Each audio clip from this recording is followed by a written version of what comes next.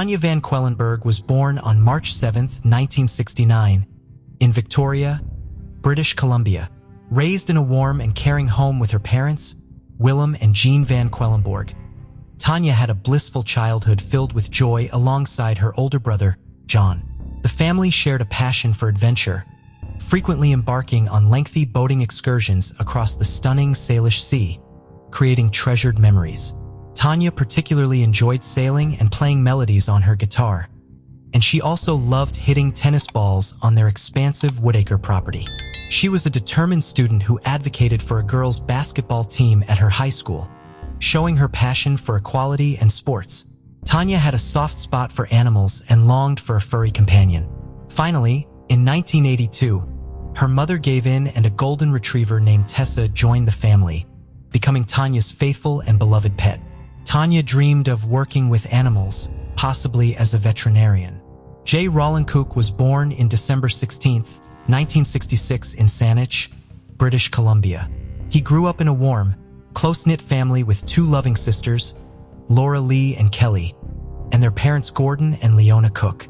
Standing at an impressive height of 6'4", Jay possessed a lanky frame at 20 and had yet to fully develop into his adult physique. Jay was not just an ordinary young man from Vancouver Island.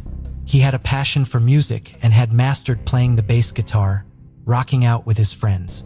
He was working at a pizza parlor and was known for his dedication. Once, he biked through rain and darkness for 3 long hours while balancing a whole pizza just to surprise his friends staying at a cabin. However, Jay had a peculiar quirk of misplacing his clothes and often returned home without his jacket, feeling puzzled about its whereabouts. He possessed a heart of gold and frequently treated his younger sister to special outings, like dinners and high tea, using the hard-earned money he made at the pizza parlor. He aspired to become a marine biologist. Jay and Tanya's paths crossed in the halls of Oak Bay High School, igniting a connection that would shape their lives. Despite being 2 years older than her, Jay was captivated by Tanya's charm. By May 1987, with Tanya on the brink of graduation, their friendship blossomed into a romance. Although their future plans were not set in stone, their dreams held the promise of a meaningful and exciting future. Through it all, the young couple radiated happiness, earning the admiration of their family who saw the love they shared. Their relationship had spanned only 6 beautiful months when tragedy befell and snatched away the young couple's promising future together. On the chilly morning of November 18, 1987, Jay woke up excited about picking up his girlfriend, Tanya, and embarking on a road trip from British Columbia to Seattle in his father's shiny copper-brown 1977 Ford Club van. Jay's father, Gordon, who ran his own business, required furnace parts worth $750 from Genesco Heating in Seattle. He asked Jay to collect the parcel from Seattle as it was already going there with Tanya. The couple got ready for their cross-border road trip, excited about the long hours they would spend in each other's company. Tanya also packed her camera, a Minolta X700 with a 35mm lens, hoping to capture some memorable photos of their time together. After a smooth ferry ride on the MV Coho from Victoria to Port Angeles on the Washington coast, Jay and Tanya continued their journey along Route 101 toward Bremerton. However, they accidentally missed the exit of the Hood Canal floating bridge and found themselves in the charming town of Hoodsport by 8 p.m. Seeking guidance, they entered Hoodsport Grocery where they encountered a friendly store clerk named Judith Stone who helped them with directions. As the evening unfolded, Jay and Tanya continued their journey and arrived at the peaceful town of Align. They stopped at Ben's Deli Mart for some food at 9:29 p.m. The friendly clerk at the deli noted that the couple appeared calm and relaxed, traveling without any companions. It was late in the evening, well past 10 p.m., when Jay and Tanya finally reached Bremerton and purchased a ferry ticket to Seattle for the next day. Their plan was to find a suitable spot to park their van and spend the night before continuing their journey the next morning to collect the parcel. The next day, November 19, 1987, they boarded the ferry from Bremerton to Seattle, ready to continue their adventure. However, destiny had something unexpected in store for them, as this was the last time they were seen. They never reached Genesco Heating to pick up the parcel. They were scheduled to return home that same evening, but to the dismay of their families, they never arrived. Tanya's older brother, John Van Queilenborg, was away at college when he received an alarming phone call from their concerned father, Willem. Tanya and Jay had not returned home and had not called to inform of any change in plans. This unusual silence worried both families, who knew Tanya and Jay were responsible young people and would always call if they were going to be late. Despite their growing concern, their parents clung to the hope that the van had broken down and left the couple stranded without access to a phone. As the morning of November 20th arrived without any word from Tanya and Jay, a wave of panic washed over their families. The unsettling silence drove them to report their beloved children as missing. This sparked a massive search operation, as the Royal Canadian Mounted Police contacted the Seattle Police Department about the missing couple. Determined families went to great lengths and even hired a plane to soar above the area where Tanya and Jay had last been seen, hoping for a glimpse of their van amid the vast expanse. For the investigators, the search for Jay and Tanya was like unraveling a complex puzzle. With no trace of the couple and no clues to guide them, the police faced a challenging task. Step by step, they retraced the path Jay and Tanya had taken, reconstructing their trip to try and unlock the secrets behind their sudden disappearance. After nearly a week of uncertainty, fate dealt a devastating blow. On November 24, 1987, a passerby gathering cans in Skagit County stumbled upon a heart-wrenching scene. Beside a weathered culvert along Parson Creek Road, some 80 miles north of Seattle, laid the lifeless body of Tanya Van Queilenborg. She was found unclothed from the waist down. The shocking cause of death was soon uncovered. A single gunshot to the back of her head, inflicted with a .38 caliber bullet.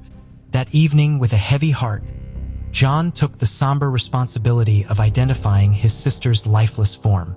As Chief Deputy Ron Panzaro of the Skagit County Sheriff's Office described, Tanya's body was found with the distressing signs of a violent attack.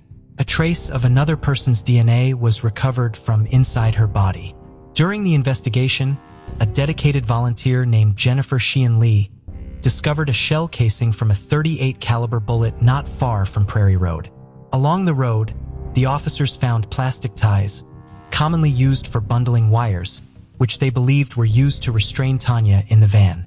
As the investigation deepened, the detectives couldn't ignore the puzzling absence of Jay in the van. Their suspicion immediately turned toward Jay as a potential suspect in Tanya's tragic murder. However, both families vehemently disagreed with this notion, as they knew Tanya and Jay were intensely devoted to each other and deeply in love. Their relationship had been filled with joy and had never exhibited any signs of trouble or violence. On November 25, 1987, a day after Tanya's body was found, a perplexing discovery shed new light on the case. The authorities located Jay's van in a bustling parking lot in downtown Bellingham, in Whatcom County, 90 miles north from Seattle. The detectives scoured the surrounding area and stumbled upon a treasure trove of evidence just 2 blocks away from the van. Tanya's wallet, ID card, driving license, the van's keys, and most importantly, a box of bullets that seemed to be of .38 caliber had been discarded near the Greyhound station in Bellingham, approximately 16 miles from where Tanya's body had been found. Curiously, these items were found hidden beneath the porch of a local tavern named Essie's, adjacent to the busy Greyhound bus station. Inside the van, they made a series of unsettling discoveries. They found zip ties and Tanya's black pants, which raised their suspicions. The money order for Genesco was still inside, and used. A stained comforter and a used tampon were evidence of a distressing struggle. The presence of orange Camel cigarette butts in an ashtray hinted at a connection to a third person and possible killer in the van, since Tanya and Jay never smoked. Authorities also found a pair of surgical gloves that they believed the killer had donned to avoid leaving behind any telltale fingerprints. Also in the van were various receipts, including the ferry ticket from Bremerton to Seattle, confirming that Jay and Tanya had indeed taken the second ferry as a part of their journey. There was a fuel receipt indicating that the couple had stopped to purchase fuel along the road, between Port Angeles and Bremerton. These findings provided valuable clues and helped the investigators piece together the timeline of their travels. However, one significant item was missing: the Minolta X 735mm camera that Tanya had brought along their journey. Tragically, on November 26, 1987, a group of pheasant hunters made a grim discovery. The lifeless body of Jay Cook concealed under the majestic high bridge, overlooking the Snoqualmie River in Snohomish County. His head and torso were carefully covered with a blue blanket, and investigators who gently unveiled the blanket were met by a horrifying sight. Jay had suffered severe head injuries from a beating, and his life had been cruelly cut short by strangulation with twine tied to 2 vivid red dog collars. On top of that, a pack of Camel lights and some tissues had been forcefully pushed down his throat. Sergeant Robert Bart from the Snohomish County Sheriff's Office noted that Jay's hands had been bound with plastic ties, similar to the ones found near Tanya's body, which is often a sign of an individual with a criminal past. What added to the intrigue was the location where Jay's body had been found, in Monroe Honor Farm, just a few miles away from Monroe Correctional Prison. Detective Jim Scharf of the Snohomish County Sheriff's Office had a sinking feeling that the perpetrator could be a seasoned predator, even a serial killer. The search for the double murder posed a daunting challenge to investigators and forensic scientists. The 4 crime scenes were spread across 3 counties: Saget, Sagamihsh, and Whatcom. A small glimmer of hope emerged when the bullet casing discovered near Tanya's body was found to match the bullets recovered at the tavern in Bellingham. Unfortunately, the murder weapon used to shoot Tanya remained elusive. Among the various leads that were found at the crime scene were blood-stained rocks that investigators had meticulously collected from the surrounding grass where Jay's body had been found. Forensics also discovered a palm print on the back of the van, which they hoped belonged to the killer. In their search for clues, the police focused on the black pants found in the van. They sent the pants to the medical examiner's office for analysis, hoping to uncover a new lead. Upon examination, forensic experts found traces of bodily fluid on the pants. More significantly, the DNA profile obtained from the bodily fluid did not match Jay's, but it did match the unknown DNA recovered from inside Tanya's body. Investigators believe that this mysterious DNA sample was their link to the murderer. Referred to as Individual A, the investigation faced a significant challenge as the only evidence leaking all 4 crime scenes were the plastic zip ties discovered near Tanya's and Jay's bodies, as well as under the porch and inside the van. Detective Scharf believed these zip ties were part of the killer's sinister toolkit for committing his heinous acts. Tanya and Jay, described as a mild-mannered and soft-spoken, were not seeking conflict with anyone. The devastating impact of their loss was felt deeply by both families. In a desperate attempt to bring the killer to justice, Tanya's family offered a reward of $50,000 for any valuable information. Although tips poured in from far and wide, none of them yielded the breakthrough they were hoping for. On December 5, 1987, a heartfelt memorial service took place at the University of Victoria's Interfaith Chapel, honoring the memory of Jay and Tanya. Just 4 weeks after the murders, during the Christmas holidays in December 1987, Jay and Tanya's families received the first of a series of chilling greeting cards by an anonymous writer. These cards were filled with disturbing descriptions of the murders and signed by someone claiming to be their killer. Some of these cards were even signed with the names of the victims as Tanya and Jay. Even more unsettling was that the cards were sent from different cities across the United States, including New York, Los Angeles, and Seattle. The writer of these cards went to the extent of sending letters to the Royal Canadian Mounted Police and a British Columbia newspaper, seemingly finding joy in causing distress and chaos.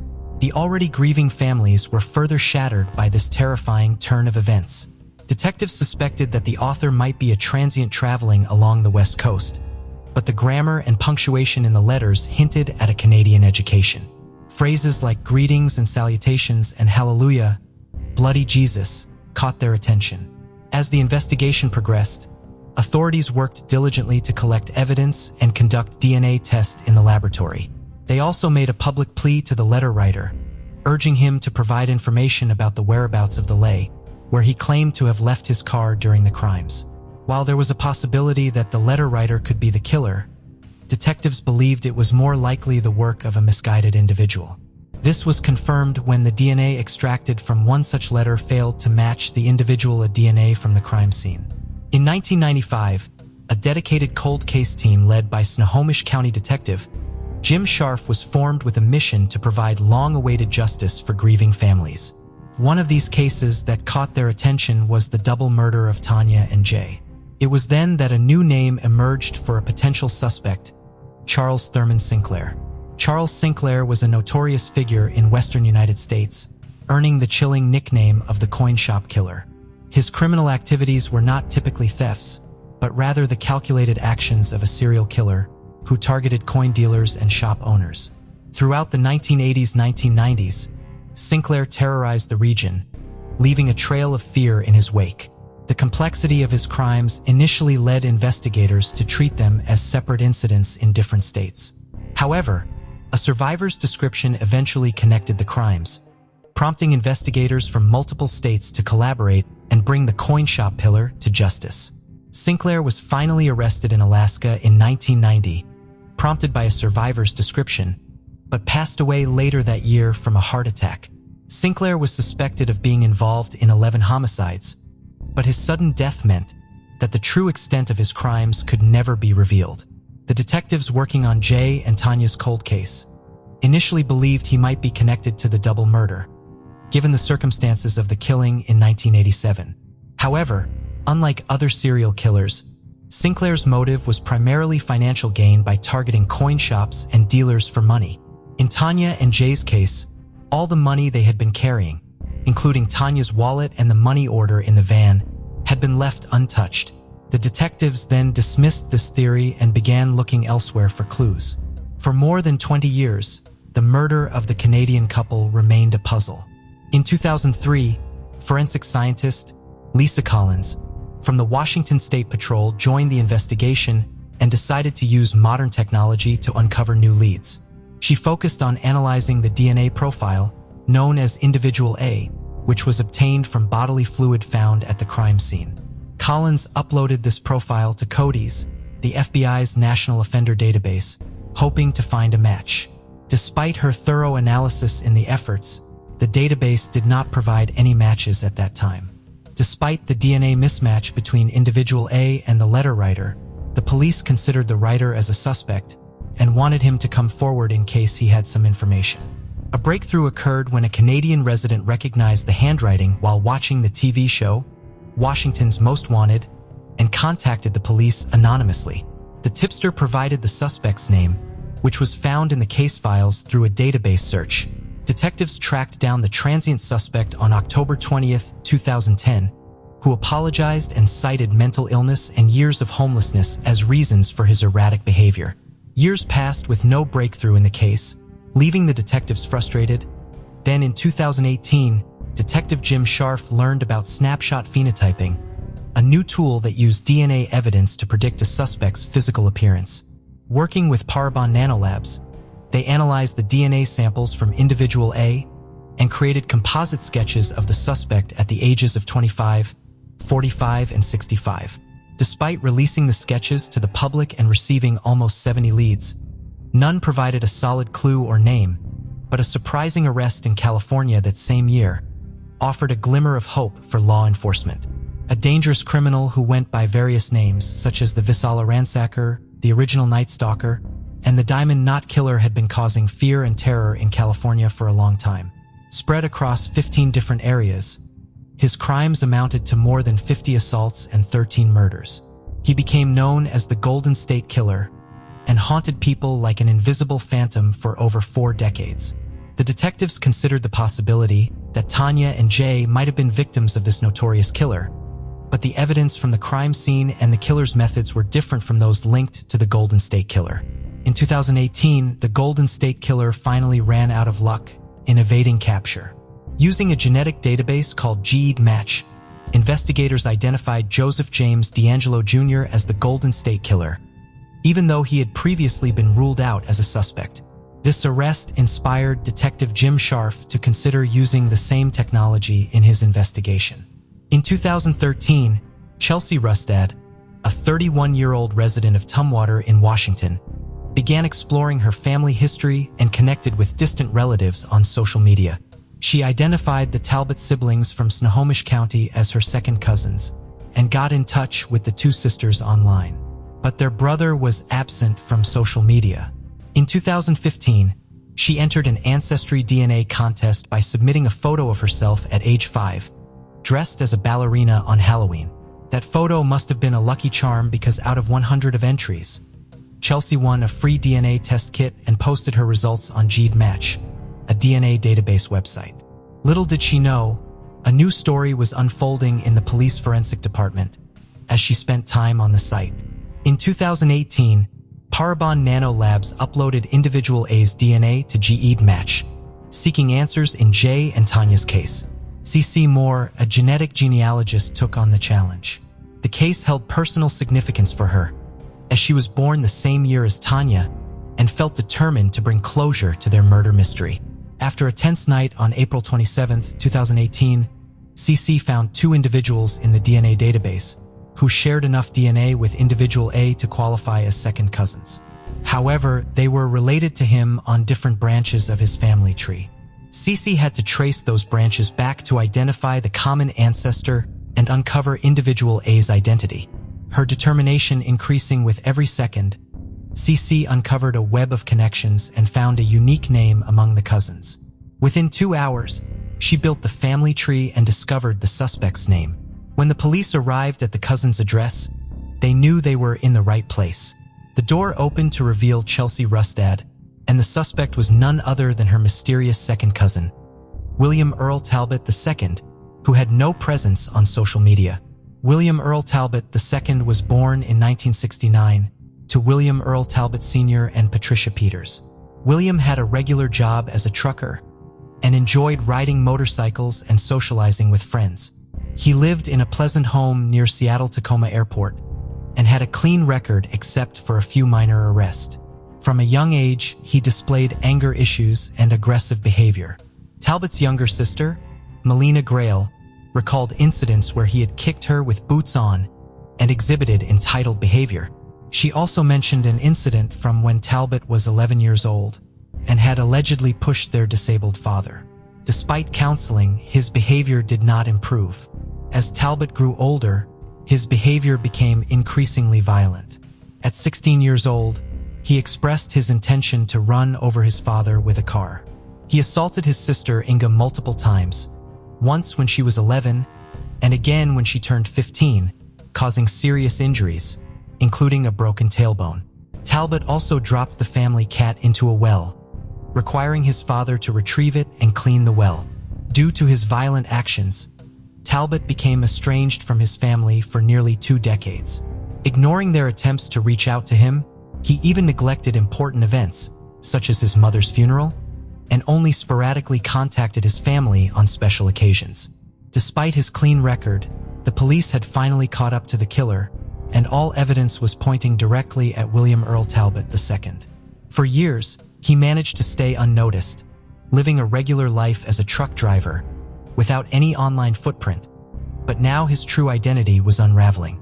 Detectives discovered that Talbot had grown up just a few miles away from Jay Cook's body was found, a crucial connection. Detective Scharf faced a critical task. He had to make sure that DNA found at the crime scene belonged to William Talbot.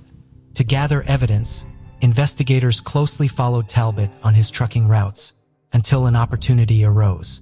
One fateful day, May 2018, Talbot unknowingly dropped a cup he had been drinking from at a traffic signal and drove away. Racing against time, investigators promptly delivered the cup to the Washington State Patrol Lab.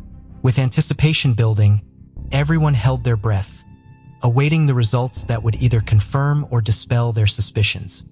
The State Crime Lab swiftly tested the cup and confirmed the detectives' suspicions. Talbot's DNA matched the evidence from the crime scenes. Detective Scharf was in disbelief upon hearing the news, feeling a rush of emotions. After nearly 3 decades of anguish and years of relentless work, they had the killer at last. On May 17, 2018, around 6 p.m., William Talbot II was arrested. He was charged for kidnapping, assault, murder, and robbery in Saget County Superior Court for the death of Tanya Van Queilenberg. Later, on June 15, 2018, the charge for Jay Cook's murder was added in Snohomish County Superior Court, as confirmed by Snohomish County Sheriff Ty Trinery. The trial of William Talbot began on June 11, 2019 in Snohomish County Superior Court. He pleaded not guilty to 2 counts of aggravated murder. Deputy Prosecutor Matt Baldock presented DNA evidence, Talbot's proximity to the crime scene, and the presence of zip ties as evidence against him. However, Talbot's defense attorneys, Rachel Ford and John Scott, worked to challenge the DNA evidence and create doubt in the jury's minds.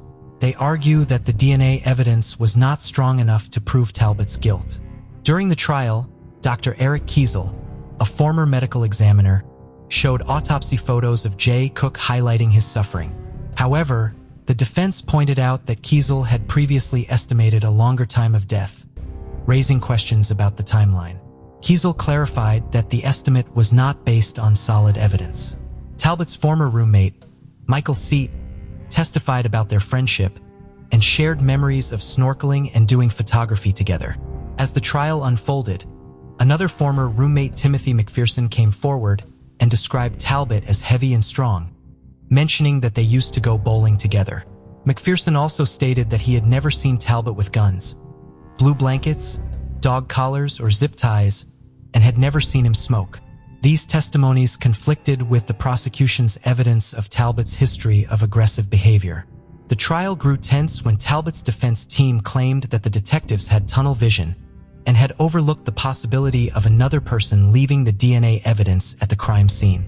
Prosecutor Mark Baldock countered by questioning the plausibility of certain scenarios presented by the defense. Another point of contention was the palm print found on the Ford van's back door, which was initially deemed a mismatch for Talbot, but later identified as a match. The defense questioned the timing of this chart, but did not challenge the final conclusion in court. The defense also suggested the idea of a consensual relationship between Talbot and Tanya as the reason for his DNA at the crime scene, and argued that the unidentified killer had later murdered the couple without leaving any DNA behind. But Talbot denied having any relationship with Tanya, leaving the jurors puzzled about his true intentions and struggling to understand how the evidence fit together. Finally, after just 30 minutes of deliberation, the jury reached a unanimous guilty verdict, sealing Talbot's fate. Their decision was solely based on the concrete evidence presented by the prosecution in court. Later, during a private meeting with the lawyers, the jury learned that the zip ties found in the victim's van also contained DNA traces that potentially matched Talbot's DNA, providing further proof against him. On July 24, 2019, William Talbot II was sentenced, concluding a groundbreaking trial where a jury found him guilty of homicide. Despite a last-minute attempt by his defense team for a new trial, the judge dismissed their argument, emphasizing the importance of considering evidence in a broader context. Jay Cook's sister also took the stand to highlight Talbot's role in ending the lives of 2 young people.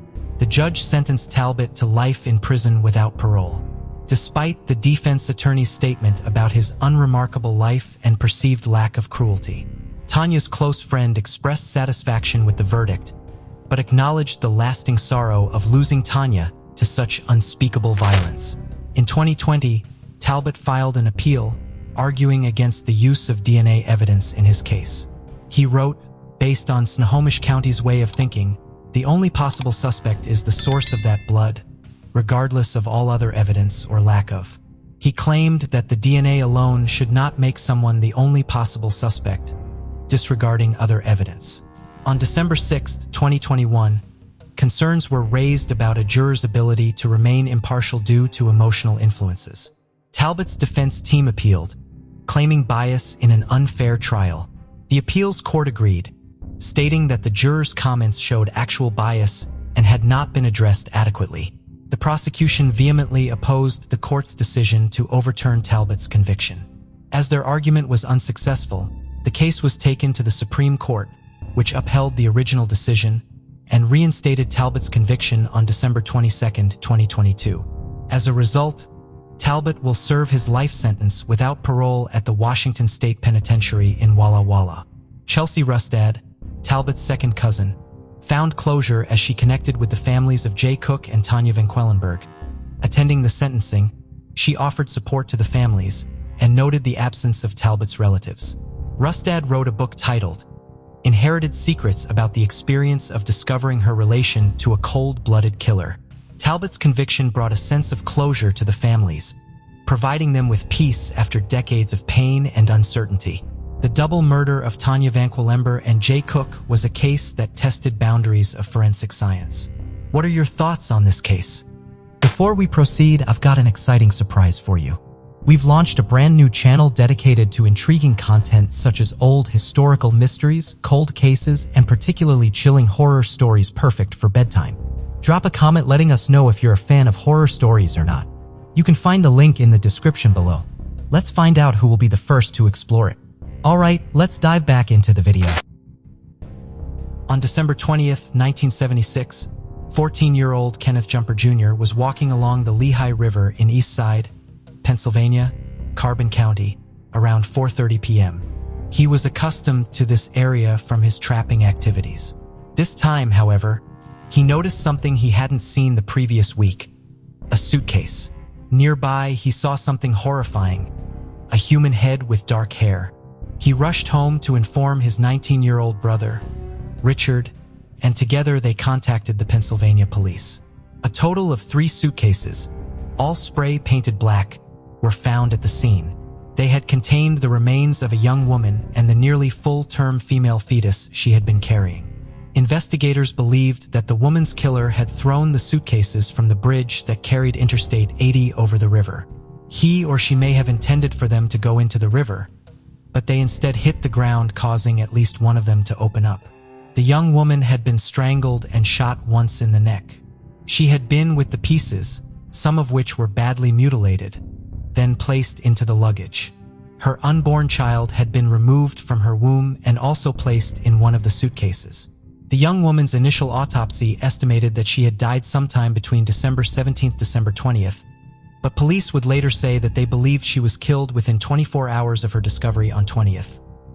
Pages from the Northern New Jersey edition of the September 26, 1976 Sunday Daily News were found inside of the suitcases, as was a piece of chenille fabric that could have come from a robe or a blanket. The young woman was believed to be Caucasian and in her late teens or early 20s. She was estimated to have been approximately 5 feet 4 inches tall and 150 pounds. Her killer had cut off her nose and ears, but a sketch of what she may have looked like in life was developed and circulated. Authorities could not match her with a missing persons report or find anyone who recognized the sketch, and without an identity for their victim, their investigation into her murder stalled. The unidentified remains were preserved at the city morgue in Philadelphia for almost 7 years until August of 1983, when they were returned to Carbon County.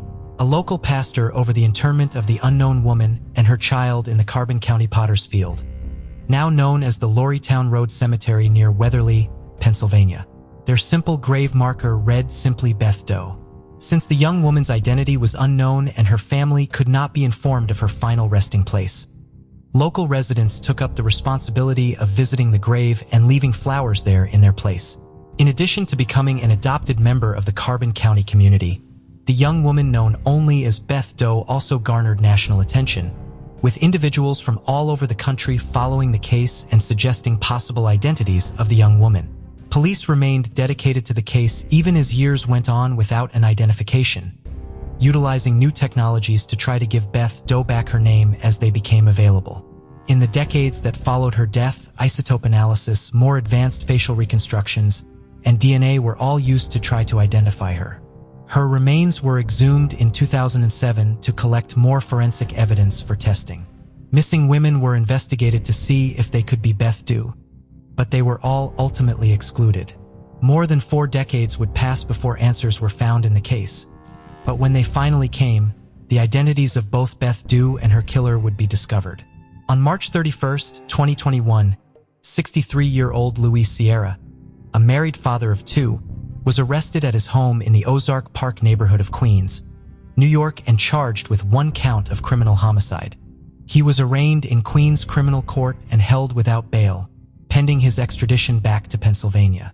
Sierra's arrest came as a shock to his neighbors, who could not imagine him committing such a crime.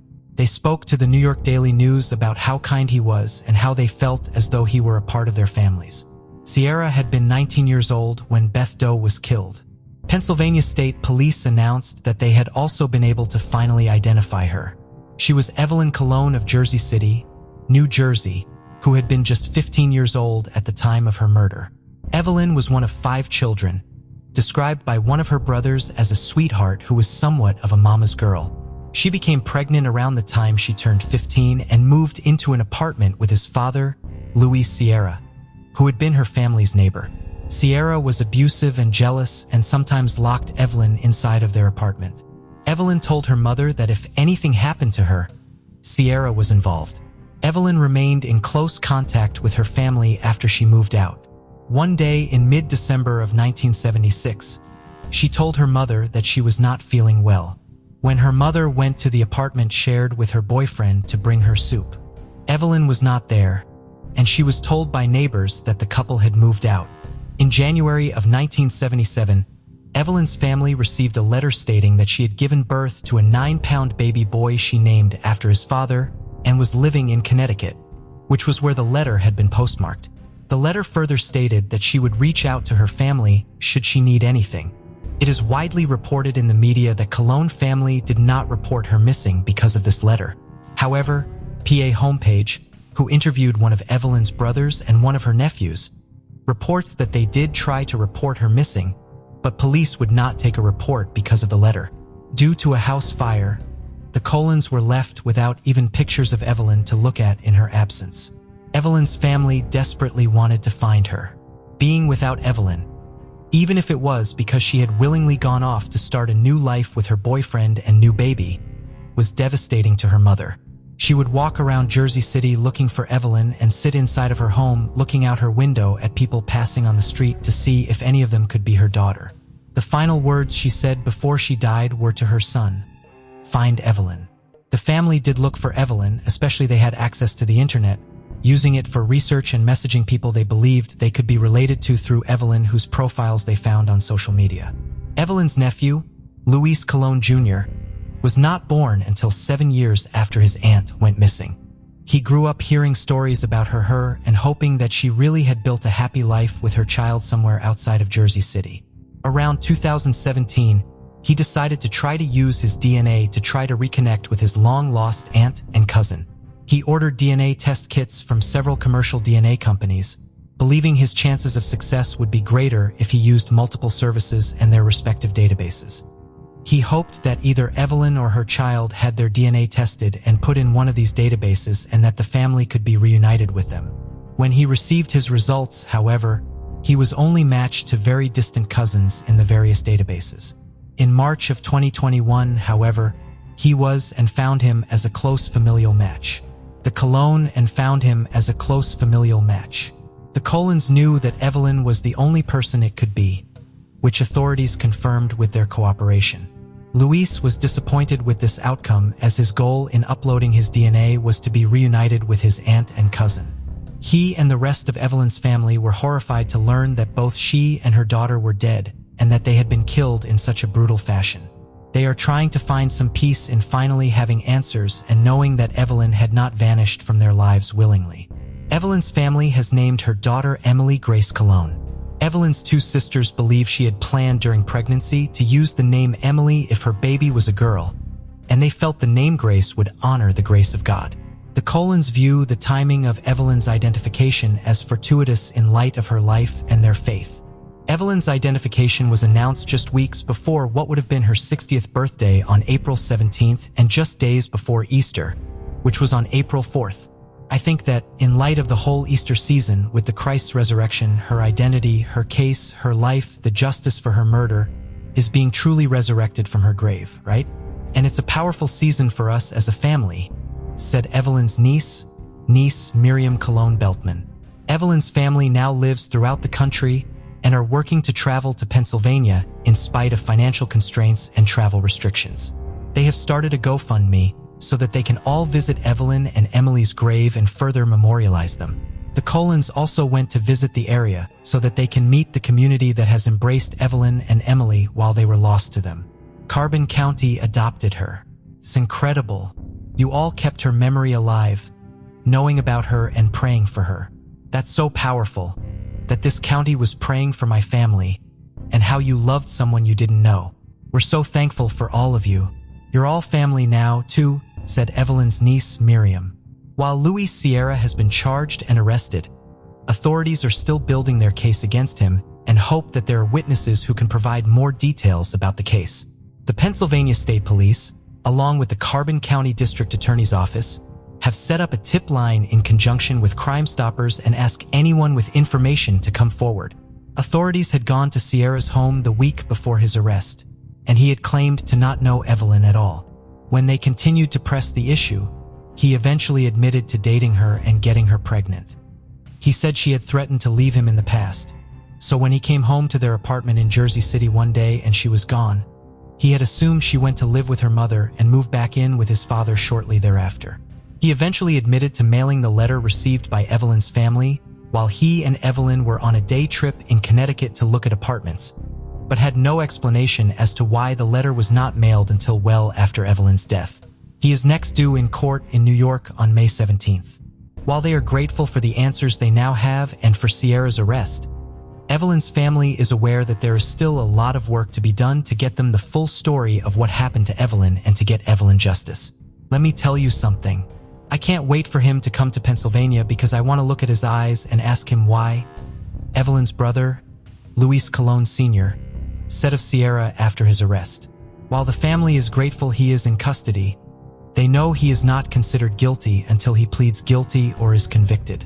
Until then, I'm not going to rest because, to me, the mission is not done, Evelyn's nephew, Luis Colon Jr. said. We got her name. That's important. And we got the word out. But now we have to get some justice here. 32-year-old Lauren Cole then Thompson was the single mother of 3 children, ages 3, 5, and 9, at the beginning of 2019. On the afternoon of January 10th, she was spending time with a group of friends in Panola County, Texas, after reportedly going fishing earlier in the day. Just before 2 p.m. that afternoon, Lauren called her mother, Tori Cole, then sounding anxious. She asked to speak to her children, but they could not come to the phone at that time. Tori believed she heard someone arguing with her daughter in the background. Lauren apologized for previous behavior and told her mother that if she ever got out of this, she would never do drugs again. Tori asked Lauren if she was in trouble and advised her to call the local authorities if she were. Lauren told her mother she loved her, asked her to tell her father that she loved him and that she was sorry before hanging up. The 7-minute-long phone call ended right at 2 o'clock. 8 minutes later, Lauren called 911. She sounded panicked and told the dispatcher that she was being chased. The call lasted for more than 20 minutes before abruptly ending. Authorities could not get Lauren back on the phone despite repeated efforts and believed that her cell phone must have run out of battery. Lauren had provided the dispatcher with her location and authorities were quick to respond to the scene. They found Lauren's vehicle along an oil and gas lease road off of County Road 267 at FM 1794 just west of the Rock Creek community, stuck in a muddy ditch. When they arrived at the nearby home of the man who had been driving in the vehicle with Lauren, he was there, getting his own vehicle to bring back to the scene to pull Lauren's car out of the ditch. He told them that they had been driven off the road by another car. Paint transfer on Lauren's vehicle supported this claim. He had told Lauren to stay with her car while he walked home to get his vehicle and some chains to pull her car out of the ditch. Later that evening, authorities also located one of Lauren's shoes. Between the location of the vehicle, where they found the shoe, and the pings from Lauren's cell phone during her 911 call, they were able to approximate the path Lauren took as she ran away from her car. The initial search for her lasted all night, but Lauren was not found.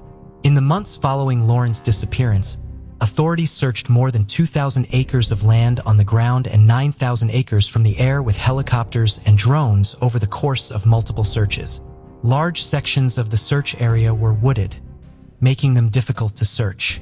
Furthermore, there was extensive flooding in the area at the time Lauren disappeared, making certain places impossible to search until months after she went missing.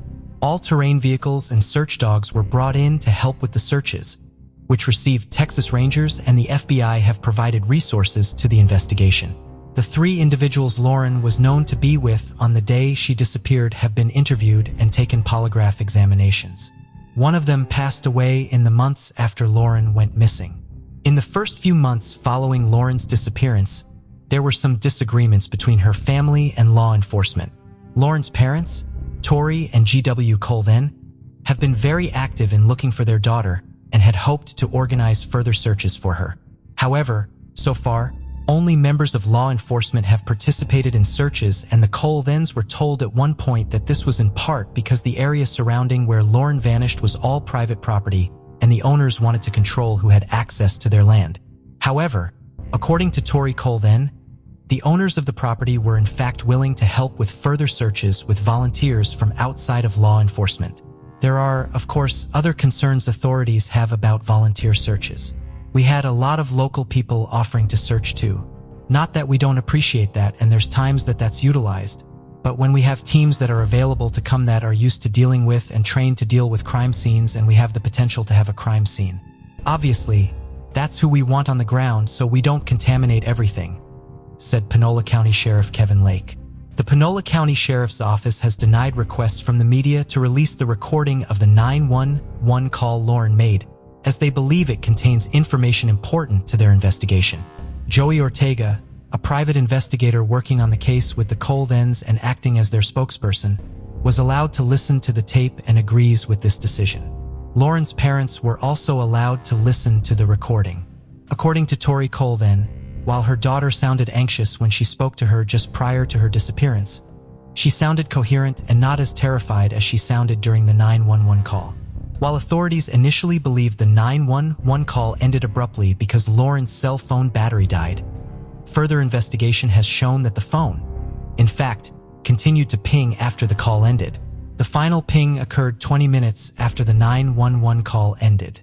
Tori Cole then has also stated after hearing the recording that at the end of the call, it sounded like Lauren had been startled by someone. According to Joey Ortega, the fact that the phone continued to ping along with that data showing that the call ended nowhere near any river or place where one was likely to run into a wild animal, along with her claim that she was being chased, all lends to a reasonable belief that she was in fact kidnapped and not lost, drowned, or attacked by an animal. Sheriff Leake says his office has not yet found solid evidence confirming that foul play is involved in Lauren's disappearance and will not rule that foul play is involved until such evidence is found. We can speculate, but it's not our job to speculate. We're fact finders, and so we have not collected any evidence to make us confirm that foul play is involved, he said in February of 2020. Could there be foul play involved? Absolutely. And that's why we're so concerned about preserving behind her children. Lauren's family initially offered a $5,000 reward for information in the case and doubled that reward to $10,000 in June of 2020. They also announced the creation of a tip line which would allow individuals to call in or text information about the case while remaining anonymous and avoiding direct contact with law enforcement. In the press release announcing this information, the family said that they hoped that through their independent efforts and working in concert with law enforcement, they can get a clear picture of what happened to Lauren that January afternoon. Before we continue, 90% of you haven't subscribed to our channel, so if you like this video, please subscribe. It motivates us to make more content for you. Okay, let's continue. Amanda Grudge was born in the United Kingdom in 1964 and moved to the United States before she was a year old. After living in several states, Amanda's mother Sylvia left Amanda's father and took Amanda with her to Canada. Amanda was shy as a child but grew into a determined and independent adult. On the evening of August 21, 1991, 27-year-old Amanda was at the apartment she shared with her mother on Enfield Place in Mississauga, Ontario. She had several piercings in each of her ears and was having trouble removing one of her earrings as she was getting ready to go out for the evening. Sylvia had to help her daughter remove it. Amanda then left the apartment for the night, taking just a purse with her. She never came home. Amanda would sometimes spend a night or two at a friend's home, so Sylvia did not immediately panic when she was not home the following morning. Once several days went by with no sign of Amanda, however, she knew something was wrong and went to the police. The police did not take the disappearance seriously and may not have investigated it at all. When the Ontario Provincial Police began investigating the case years later, no missing persons file on Amanda with the local authorities could be located. Sylvia was told that Amanda was an adult who could make decisions without informing her mother. Sylvia believes that Amanda's lifestyle may have played a role in how the authorities viewed her disappearance. Amanda had suffered from an eating disorder and eventually developed problems with drugs and alcohol. She ran with a rough crowd, and her employment history working as a hairstylist and bartender was spotty. Amanda was known to police, having previously spent a few days in jail on minor charges. More relevant to her disappearance was the fact that she had been involved with a police investigation in the summer of 1991 and had been about to appear as a witness against several of her when she went missing. Just a few days before Amanda disappeared, her mother had received a phone call from a man with Caribbean accent. He did not identify himself, but told Sylvia that if Amanda testified in court, she would never be seen again. Sylvia believes that it is possible Amanda left home to protect both herself and her mother from retribution from the people she was due to testify against. It is of course also possible that she disappeared because she met with foul play at the hands of one or more of those people.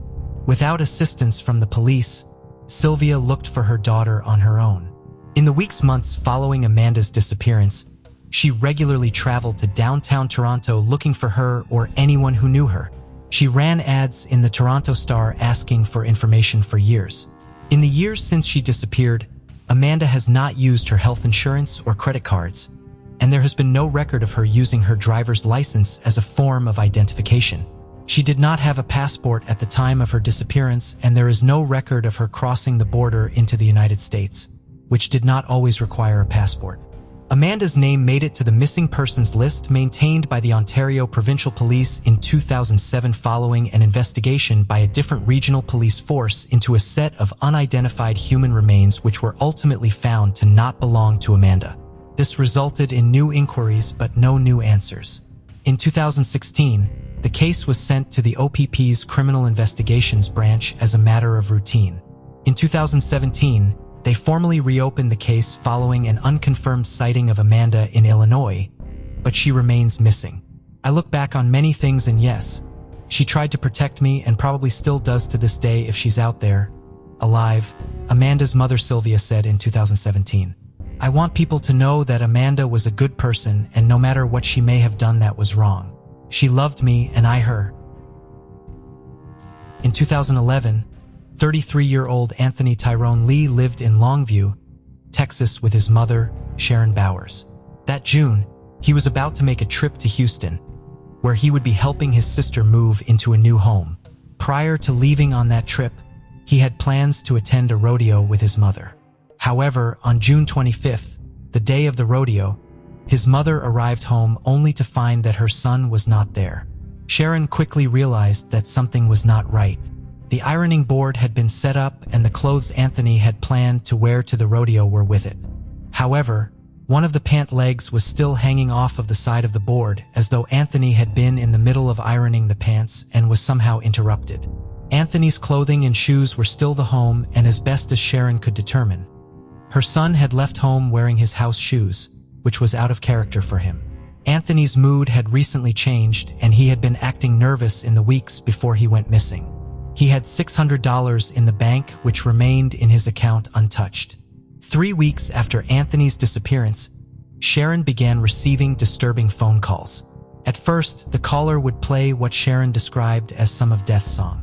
Then came calls from someone telling Sharon, that's what he gets for snitching. The last person Anthony saw prior to his disappearance, as far as his mother knows, was a known local drug dealer who had wrecked Anthony's car a week before he went missing. Sharon feared that Anthony may have gotten himself into a situation where either he felt like he needed to go into hiding or someone else was holding him somewhere. However, since Anthony left behind his belongings and his money and because of the phone calls, Sharon is not optimistic that he will return home. I don't feel like my child is still living, she told the Longview News Journal. After all the flyers and all the friends he has, it's just not like him to not call and talk to anybody.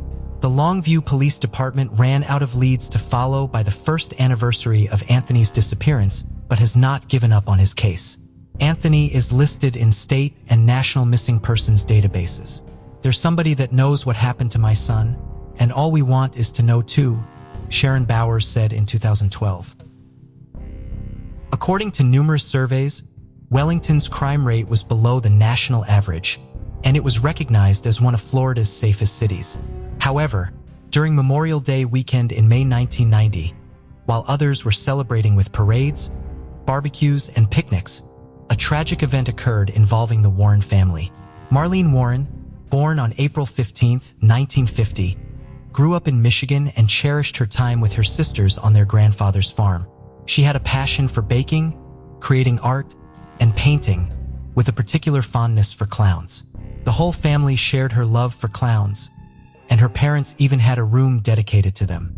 Marlene had her first child in 1965 at the tender age of 15 and named him after her husband, John Aarons. Later in 1969, she had another child named Julie. Sadly, Marlene became a single mother of two after her first husband, John Aarons, died in a car accident. She'd later marry Michael Warren in 1972. Michael Warren was just 19 and younger than 22-year-old Marlene. They moved from Michigan to South Florida where Michael's family lived. Michael got a job as a meat inspector, but they also started investing in rental properties, which eventually brought in a lot of money. Marlene managed the rental properties, and Michael quit his job to open a used car lot called Bargain Motors. He sold cars to people who had no credit and couldn't buy them elsewhere.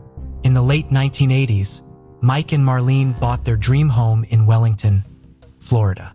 However, in 1983, Michael was arrested for tampering with the odometers on his used cars. He pleaded guilty and received probation, but kept his business for a few more years. Mike and Marlene led separate lives, with Mike focused on his business and spending time at the racetrack, while Marlene managed their rental properties. In 1988, tragedy struck again when Marlene's oldest son, John Jr., died in a car accident at just 22 years old. His death caused tension in Michael and Marlene's relationship. During this time, Michael Warren met Sheila King, the wife of one of his employees, Richard Spudkeen. There was an instant connection between Michael and Sheila. However, initially, they kept their relationship a secret, even though it was obvious to those around them. On a rainy Saturday morning of May 26, 1990, Michael went to the racetrack, while 40-year-old Marlene stayed at home. She was cooking breakfast for her son, 21-year-old Joey, who had some of his friends over. At around 10:45 a.m., there was a knock on the door. When Marlene opened it, she saw a clown holding flowers and balloons, and she assumed it was a gift. She was pretty excited to see a clown at her door, having loved them ever since she was a child. But behind the balloons in the clown costume, the clown held a gun. The clown pulled out the gun and shot her in the face. Joey heard the gunshot, ran to the door and saw the clown driving away in a Chrysler LeBaron. Marlene was dying on the ground, and a neighbor named Bill Kramer had heard the shot, too. Some people ran out, saying that someone had shot Joey's mother. An ambulance was called, and Marlene was taken to the hospital, but she died 2 days later on May 28, 1990. Marlene was an outstanding human. Friendly, loving, kind, always courteous, and always respectful, but her end was unfortunate. After Marlene's shooting, Joey saw a clown walking away, but all he could remember was that the clown had brown eyes. Initially, Joey's description to the police was vague, saying the suspect had broad shoulders and big hands. However, he did see the clown drive away in a white Chrysler LeBaron, which was a crucial detail. At first, Michael Warren was a suspect, but he had an alibi as he was at the racetrack. As a result, the police turned their attention to his girlfriend, Sheila King, and the more they investigated, the more evidence pointed toward her involvement.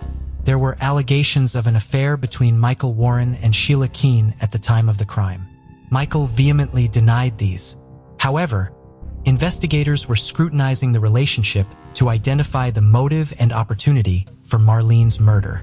Sheila also went by Sheila Skeltra, her maiden name, and had a criminal record dating back to her upbringing in Central Florida.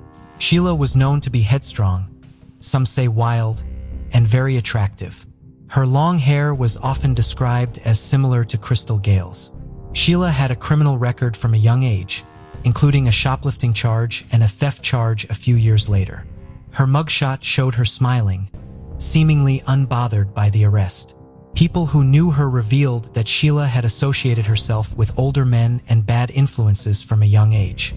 She was married to Richard Spudkeen, a former Ku Klux Klan member who had served time for drug trafficking.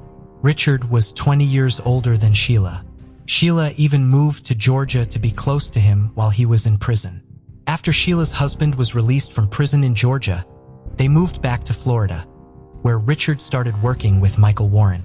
Soon the three ex-felons began to spend a lot of time together, engaging in sketchy activities. One such incident involves Sheila dressing up as a prostitute to meet someone who had purchased a car in a motel room. While she was in there, Richard and Michael, who were armed, repossessed the car. Sheila was also spotted holding the buyer at gunpoint, and the trio fled the scene. As time passed, Michael and Sheila grew closer and Richard faded into the background. Sheila rented an apartment in Pine Ridge, and the residents assumed that she was married to Michael because of the amount of time he spent there. Co-workers of Michael and Sheila told investigators that they believed the two were having an affair. They would go out for long lunches and were very affectionate towards each other. There was substantial evidence suggesting that they were indeed having an affair. Police record quoted Michael's mother recalling an incident where she accompanied Michael on one of his racetrack outings. She sensed something between Michael and Sheila and asked her if she loved him. Sheila confirmed that she did, but Michael responded by saying that he loved himself. During this period, Michael's marriage with Marlene was falling apart. An employee at the car dealership claimed that Michael would come in furious after fighting with Marlene and offer $10,000 to anyone who would kill her. There are also reports of Michael saying that he would make someone rich if they got rid of his wife, and they would never have to work again. After Marlene's murder, both Michael and Sheila became suspects in the case.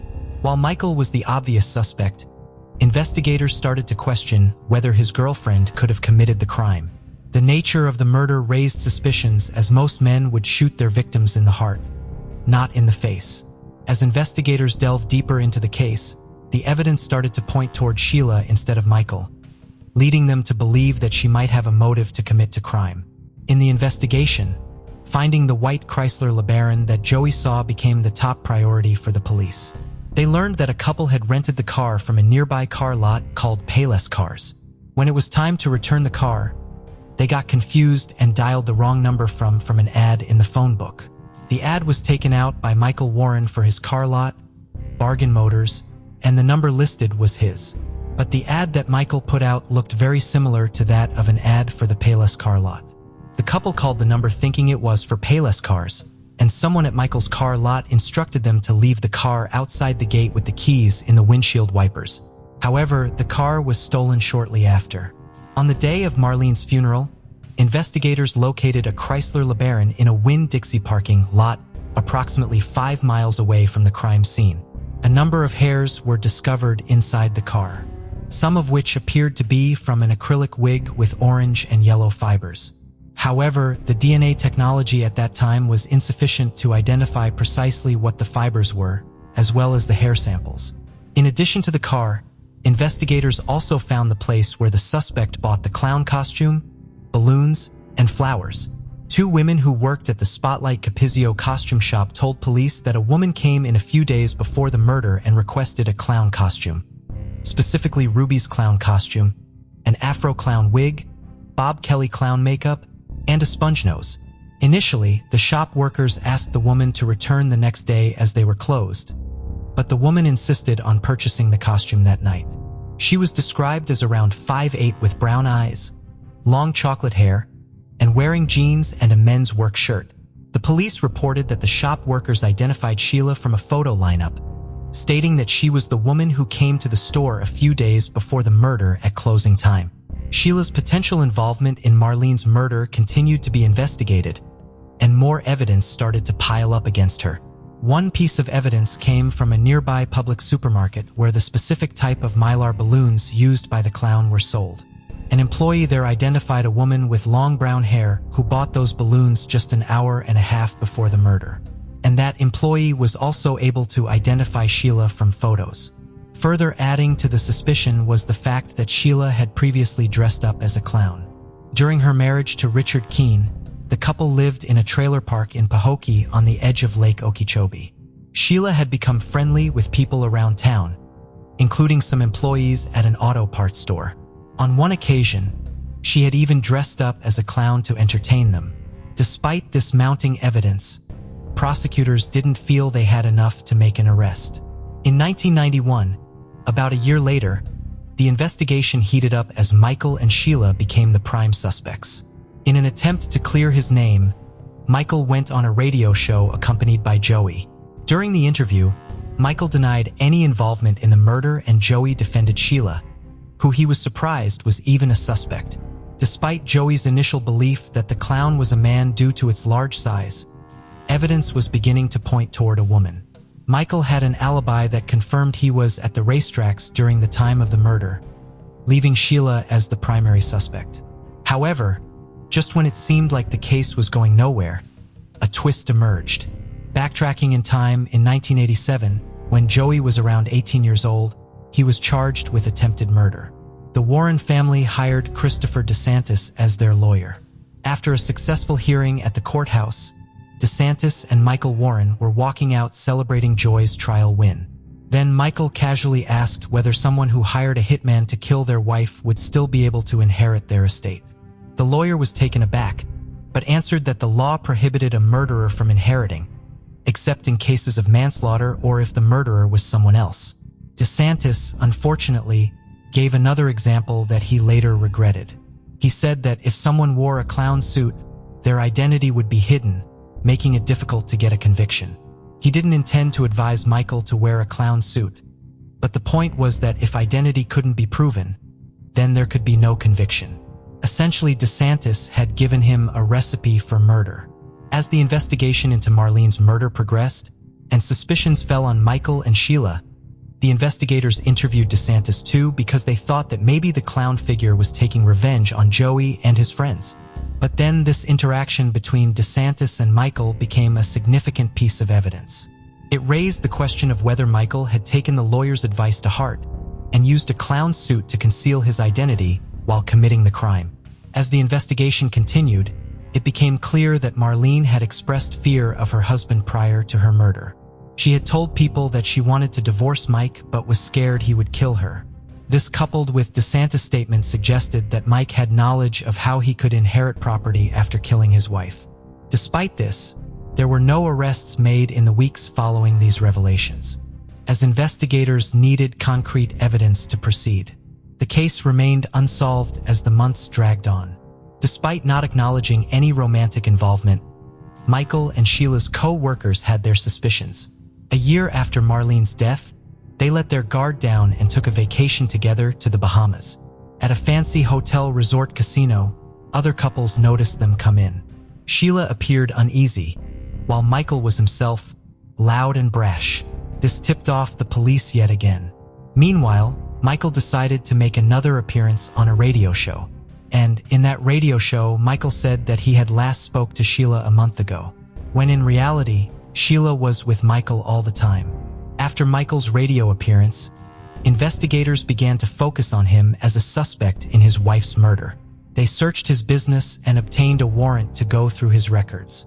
Michael had a history of odometer tampering, and investigators found that he had been doing the same thing at his car lot. They charged him with multiple crimes, including racketeering, odometer tampering, fraud, and theft. Although Michael was sentenced to 9 years in prison, there was still no concrete evidence linking him or Sheila to Marlene's murder. The investigation seemed to hit a dead end. But in 1997, new evidence emerged that would bring the case back to life. In 1997, a man contacted the police with a lead linking Michael Warren to his wife's murder. The informant was the son of an employee at Bargain Motors who had recently died, and the informant claimed that his father had made a shocking confession to him on his deathbed. According to the informant, his father told him that all the answers to the case could be found by pulling up a vehicle that was submerged in water.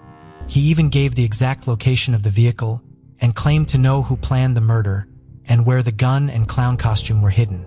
This was a major lead, and investigators believed that they could finally solve the case by recovering the murder weapon and costume.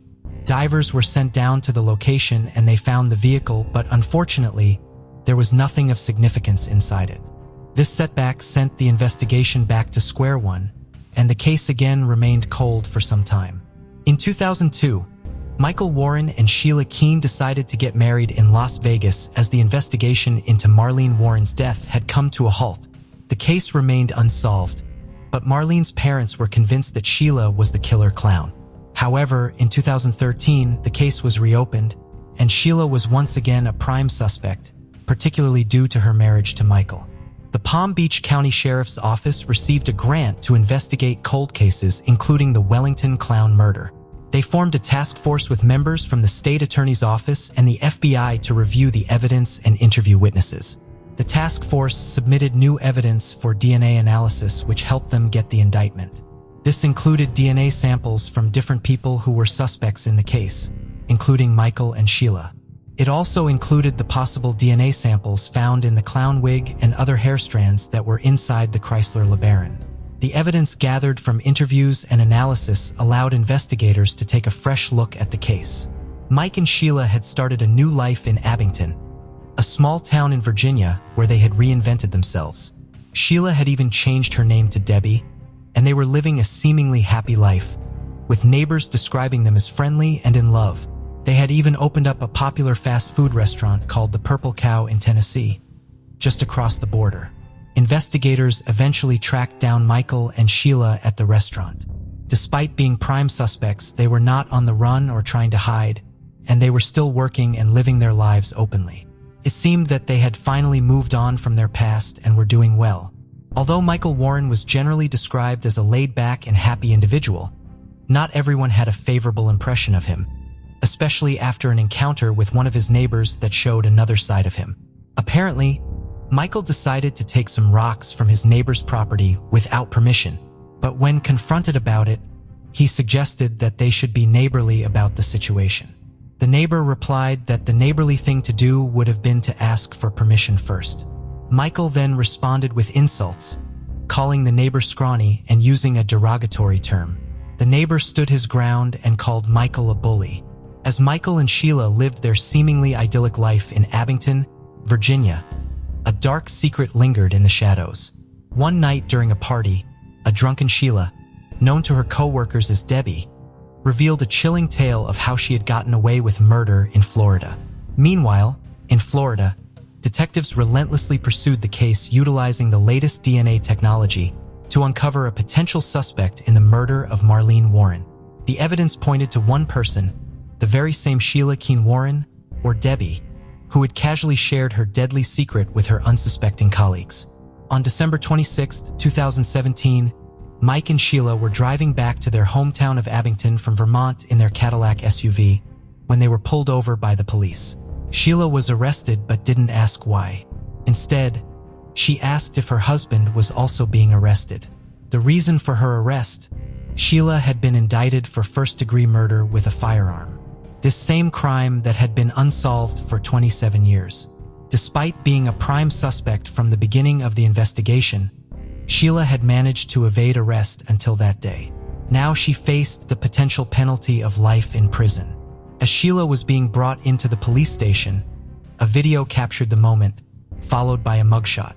In the mugshot, she is seen smiling, reminiscent of her teenage mugshot when she was first arrested. The contrast between the heinousness of the crime she was being accused of and the nonchalant expression on her face was unsettling.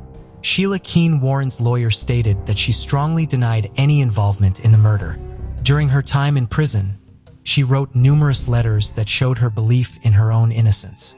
Despite the passage of 27 years and the initial description of the clown being that of a man, the state of Florida was confident that they would secure a conviction, even though the murder weapon was still missing. Sheila had been awaiting trial in jail after her arrest in 2017, while investigators continued to build their case against her. Finally, on April 25, 2023, 59-year-old Sheila pleaded guilty to the crime of dressing up as a clown and shooting Marlene Warren. Although her lawyer still maintained her innocence, he believed that her guilty plea helped her case.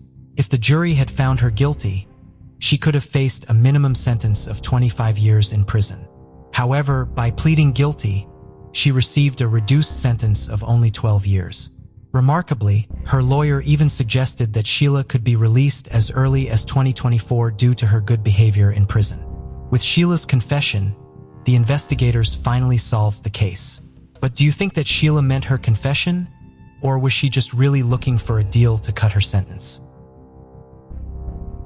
37-year-old Erica Lloyd, a devoted mother to her 12-year-old son, lived in Walnut Creek, California.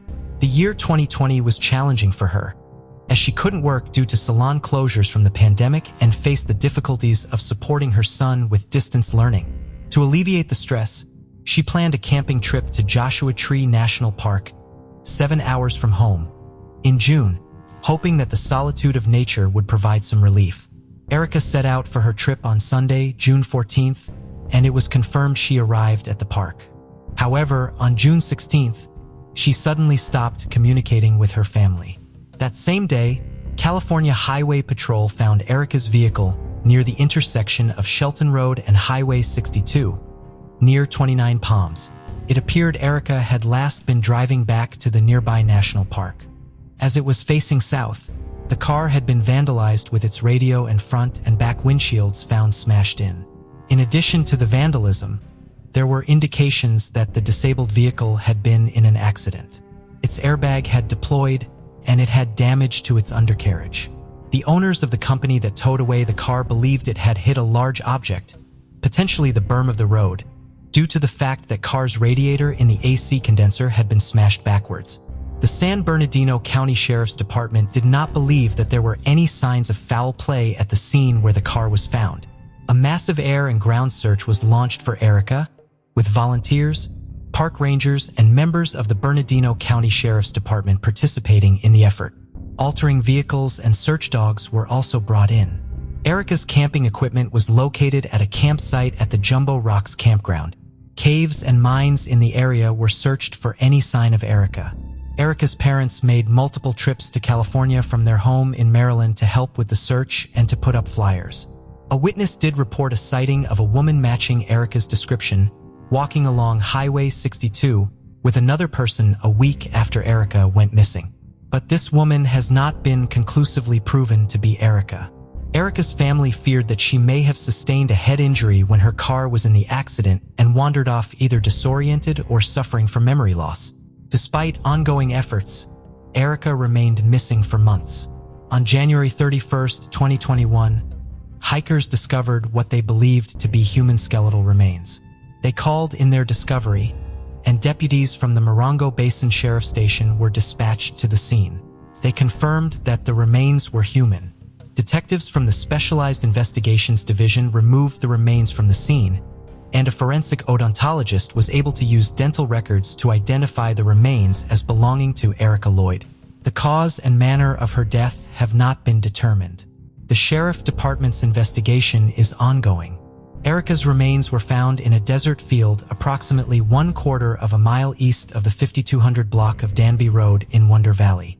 If Erica had stayed on roads as she walked away from where her car had been found, she would have walked 8 miles to reach the location where her remains were ultimately located. If she had instead headed out into the desert, she would have covered 6 miles before reaching that location. Erica's brother Colin posted on the Facebook page that had been dedicated to the search for Erica, announcing the discovery of her remains and thanking the numerous people and organizations who had helped look for her. Right now is the time for grieving, and I encourage everyone to pause and reflect on the beautiful soul we've lost. Our Erica, he further wrote in the post. Remember her, cherish her memory, celebrate moments past, and laugh. She would always make you laugh. Erica adored everyone. She left a bright smile on everyone's heart. She would remind you of who you truly were and how important and loved you were. She warmed your soul. Let us hold her spirit dearly and allow it to work through us to serve others what she would want us to do. Between 1991-26, a string of violent rapes was committed across 6 counties in Northern California. Believed, based on details consistent across all the attacks, that all of them were committed by the same man, who came to be known as the NorCal Rapist. He would break into the home of young women, usually of Asian descent, and spend hours assaulting them. He often used either a knife or a gun, or promises that he had such a weapon to subdue them and would then bind them with handcuffs, rope, or zip ties and put tape over their eyes. Several of his victims managed to injure him as they fought to get away. One victim briefly broke free of her restraints and stabbed him in the arm with a pair of scissors. He took her bedding with him in an effort to not leave evidence behind, but he failed to take a pillowcase which had his blood on it. Another victim grabbed the knife he had with him, cutting her hand in the process, but breaking off its tip, which she used to stab him just above his right eye. The rapist would sometimes kidnap his victims, taking them to ATMs and forcing them to withdraw cash. He would also ransack his victims' homes looking for valuables, sometimes taking their bank cards to withdraw cash from ATMs himself. He used various threats to try to prevent his victims from going to the police, leaving a note reading, "Don't call the cops," with an arrow pointing to the victim's mother's address and phone number in her address book, and telling another victim the location where she worked, and then threatening that he would show co-workers photographs he had taken of her during her assault. Authorities had DNA from all but one of the crime scenes, which confirmed that those victims had been attacked by the same man. Some of the DNA evidence came not from the sexual assault kits, but from the assailant's blood left behind when the victim fought back. However, the DNA profile was not in any criminal database. In 2018, therefore, authorities used genetic genealogy to try to use the DNA to identify their suspect. The DNA profile was uploaded into GEDmatch, a genealogy database, and familial matches were identified. By constructing family trees of the individuals who shared DNA with the rapist, authorities were eventually able to identify match. They collected a drinking straw that suspect threw away and compared the DNA found on it to the profile found at the crime scenes. It was a match. On September 20th, 2018, 58-year-old Roy Charles Waller of Benicia, California was arrested as he came into work at UC Berkeley, where he had worked since 1992, employed as a safety specialist. He was married and a father. At the time of his arrest, Waller was initially only charged with 12 counts of forced sexual assault in connection to the final attack attributed to the NorCal rapist. By the time his trial began in October of 2020, however, he was charged with a total of 46 felonies. While he went to trial for raping 9 women, DNA also linked him to a further 8 cases throughout Northern California. All 9 of the women Waller was accused of raping and attacking testified at his trial, as did numerous members of law enforcement and sexual assault forensic nurse examiners who had worked on the case. Many of them were now retired, and several of them had traveled from out of state to testify. In addition to the DNA, prosecutors also presented further evidence discovered after Waller's arrest. In a storage unit he rented, they found a ski mask, zip ties, 2 tasers, condoms, duct tape, and handcuffs. There was also a duffel bag containing more than 20 pairs of women's underwear, including 1 pair that matched a pair that had been taken from the home of a victim during a NorCal rapist attack. Waller testified on his own behalf and claimed that he had some of the items in the storage unit because he was a collector of odd things, and others because of a relationship he previously had with a particularly wild girlfriend. Waller had also posted several Craigslist ads over the years looking for young, female Asian roommates. On the stand, he claimed he had done so as favors for the daughters of various former girlfriends, although he claimed to not remember any of their names. While he said he had met those women through profiles they had posted on dating sites, he claimed that they had needed his help posting housing ads online. When questioned as to why he had compiled a database on his computer listing the physical descriptions of various women, the vehicles they drove, their addresses, and notations about whether or not they lived in ground floor apartments, Waller said he had simply kept a list of people he hoped to introduce himself to. The prosecution maintained that Waller had a faint scar above his right eye, where one victim had stabbed her attacker, but Waller's defense maintained that there was no such scar. Waller rolled up his sleeve during his testimony to show that he had only a round scar from a pain-falling accident on his arm and no signs that he had been stabbed there with scissors by one of the victims. When asked to explain how his DNA ended up at almost all of the crime scenes, Waller said he had never been to any of them and that he was not a DNA expert. Other testimony given during the trial detailed how Waller had ties to other evidence in the case and how he had come to talk to authorities about the case more than a decade before his arrest. Following the last attack attributed to the NorCal rapist in which he assaulted and raped 2 female roommates for hours in their North Natomas apartment in 2006, Police were able to locate security camera footage in the neighborhood, which showed a white Toyota 4Runner they believed may have been involved in the attack. They then visited numerous Toyota dealerships, and salespeople helped them narrow down the vehicle in the footage as being a higher-end model made between 1999 and 2002. Then police searched vehicle registrations in Northern California to identify owners of white 4Runners from those model years. Members of various departments in the area began the ambitious task of speaking with thousands of people who owned such vehicles.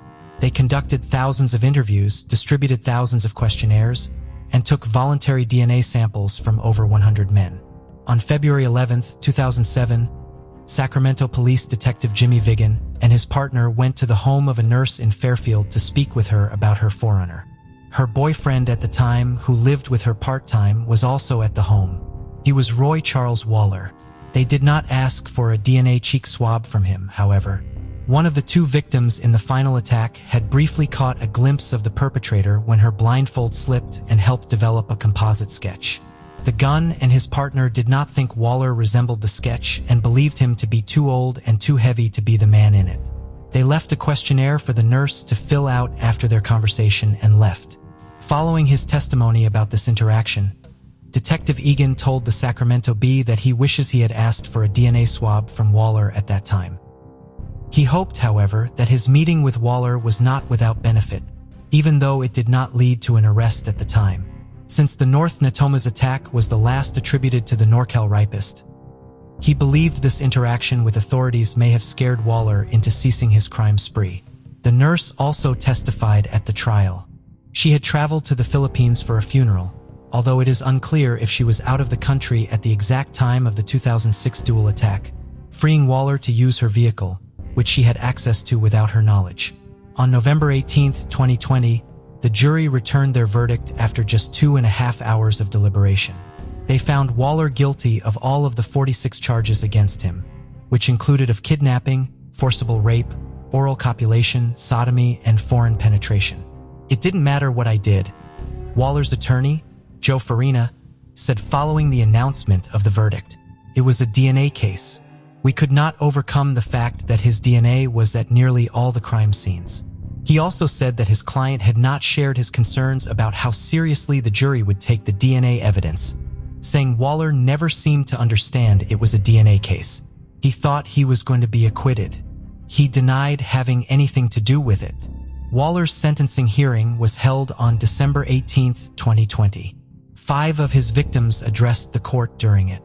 One of the roommates from the double attack in 2006 told the court that she had showered without feeling afraid for the first time following her assault on the day of Waller's arrest in 2018 because she no longer had to worry about him breaking into her home again.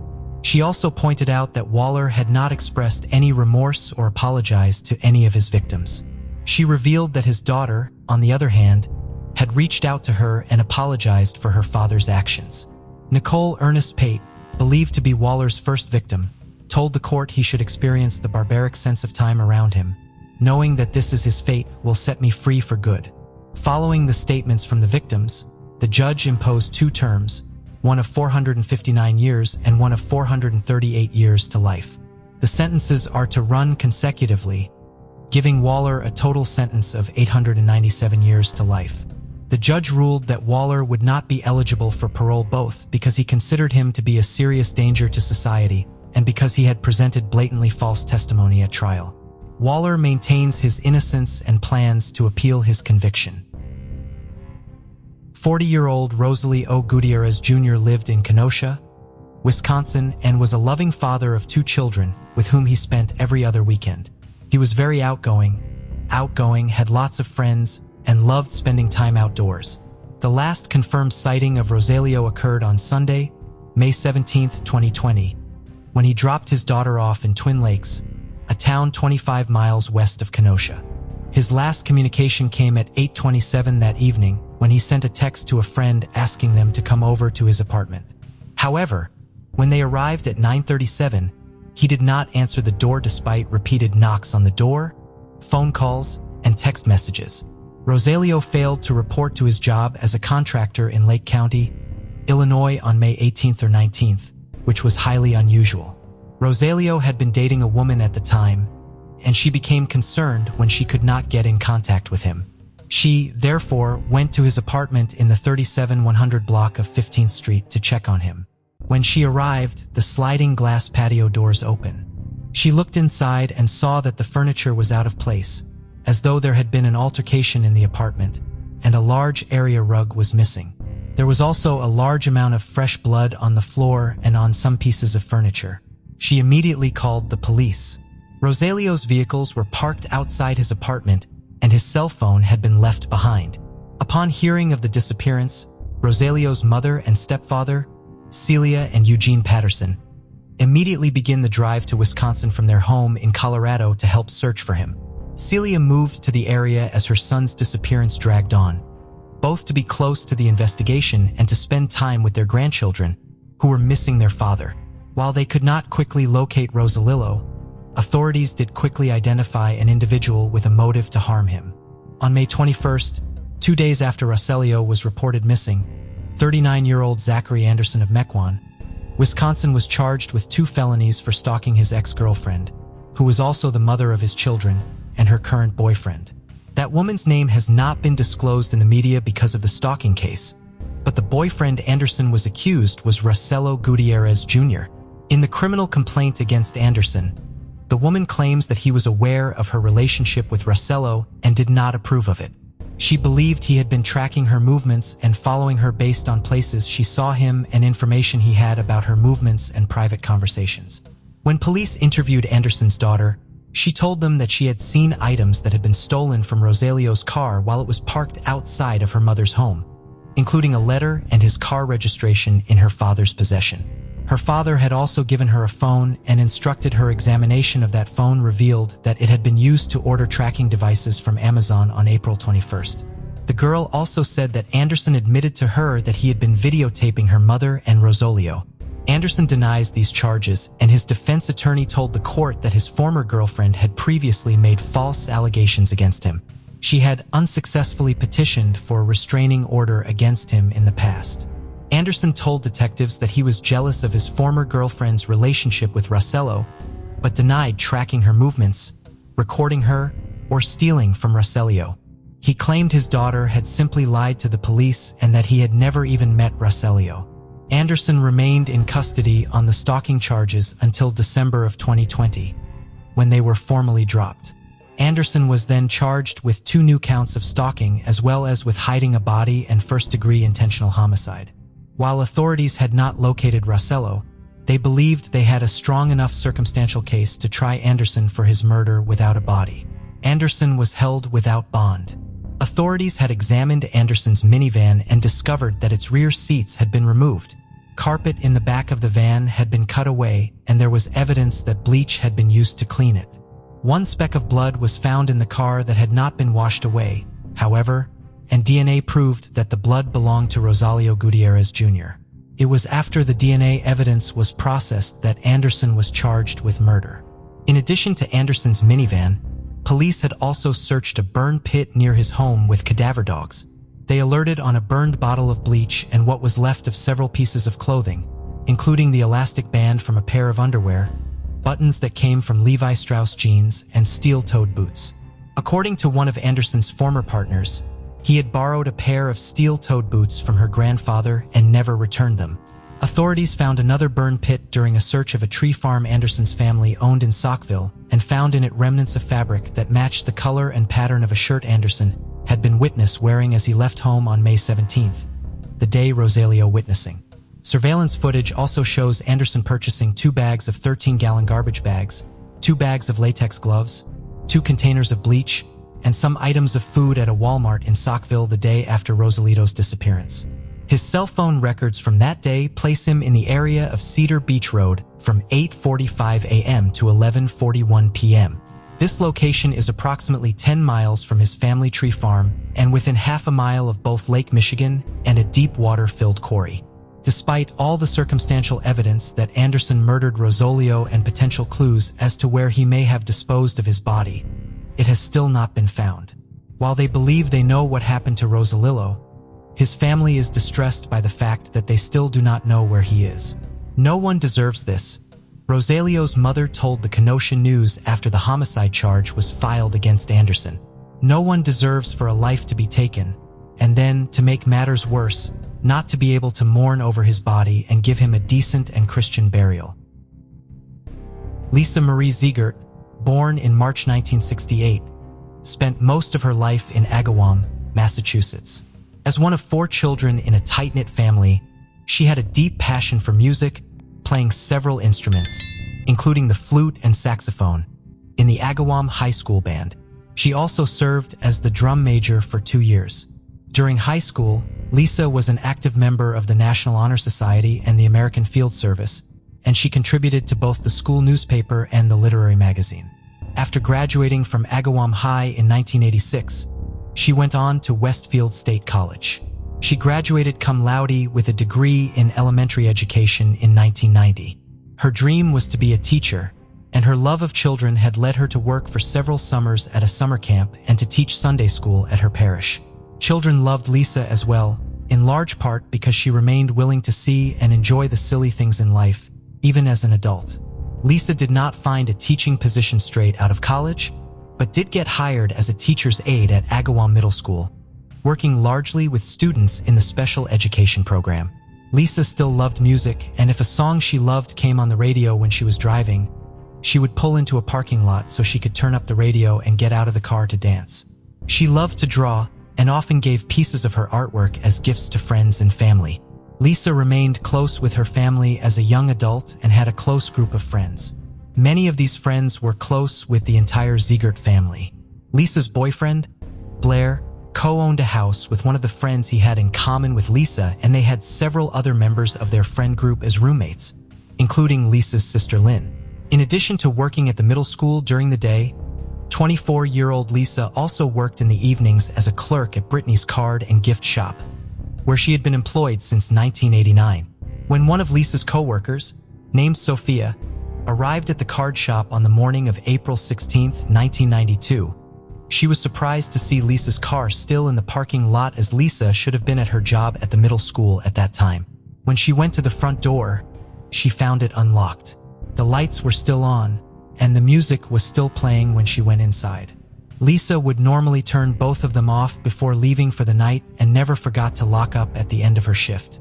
Sophia did not immediately panic, thinking perhaps Lisa had forgotten something at the store the night before and had returned on a break between classes, maybe turning on all of the lights and the music to help her open the store while she was there. Sophia called out Lisa's name but got no answer. She walked up and down the aisle's cash register. At this point, Sophia knew that something was wrong, and her fears only increased when she found a back room in disarray.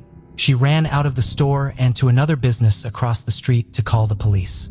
Lisa had not reported to work at Agawam Middle School on 16th, which was unusual enough that the school called her mother, inquiring about her.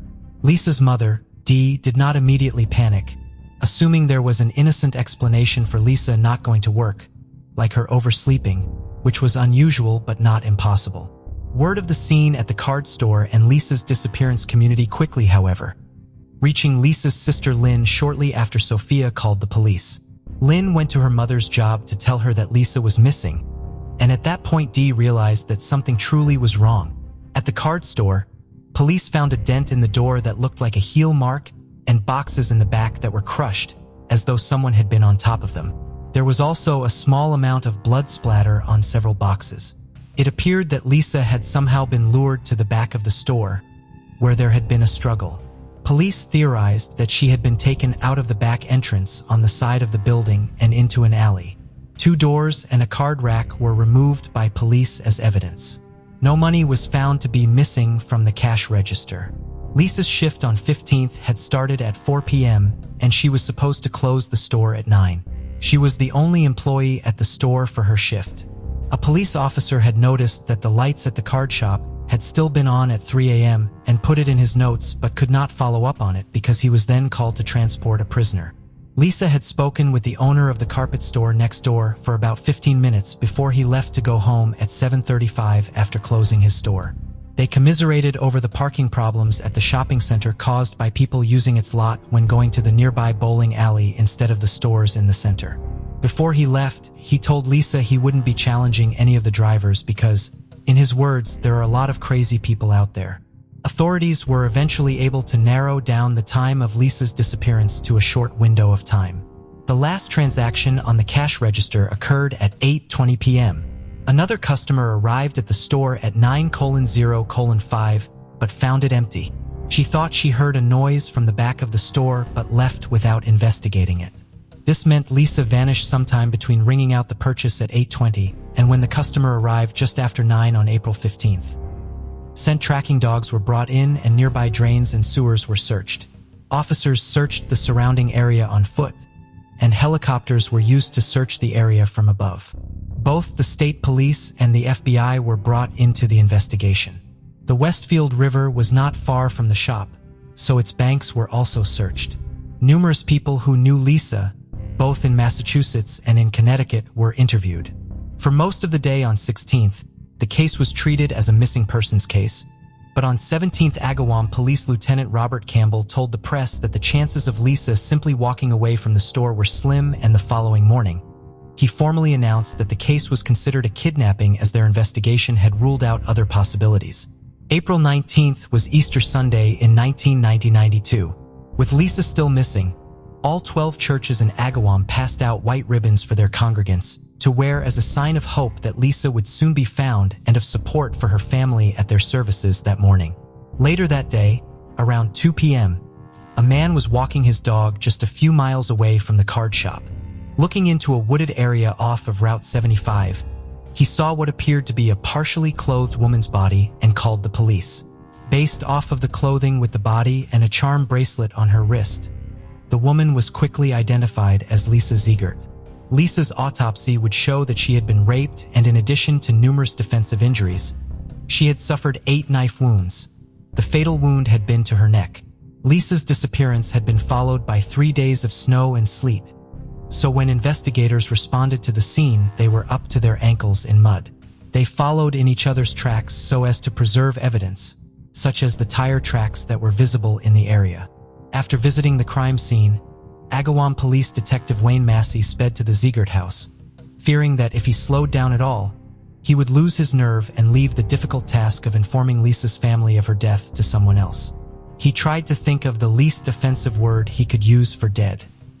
He did not have to make such a determination, however, as when he arrived at the Ziegert family home, Lisa's mother, Dee, knew by the fact that he had come to her home that Lisa had been found and asked him if she was dead, leaving him only the task of confirming it. Dee would say, nearly 3 decades later, that she still admired him for the bravery he showed by coming to tell her in person. Lisa's funeral mass was set at Sacred Heart Church, where Lisa had been a Sunday school teacher. More than 900 people were in attendance.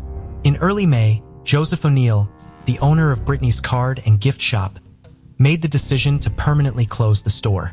He had been considering doing so for some time, but the dismay he felt knowing Lisa had been taken from the store and the grief he felt over his employee's death finalized his decision. The store closed for the final time on May 30th.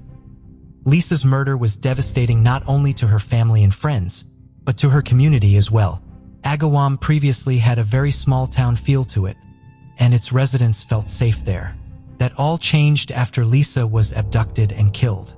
Some parents refused to let their daughters go to work for a time, and large numbers of women signed up for self-defense classes. Within 2 days of the discovery of Lisa's body, more than 300 women had filed for permits to carry firearms or mace. Local businesses began escorting employees to their cars when they left at night and eliminating single clerk shifts.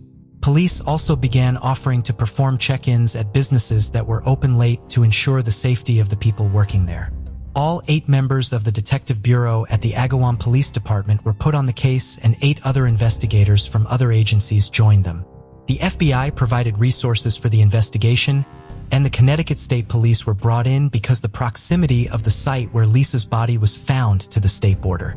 Lisa's case was being worked on nearly constantly, with investigators working shifts of 18 hours or longer, spanning every day of the week for several months. Community organizations and local businesses donated a total $5,000 for a reward for information that led to the arrest of Lisa's killer. A single source had been identified from the crime scene. While DNA science was still a relatively new tool in law enforcement, it played an important role in the investigation.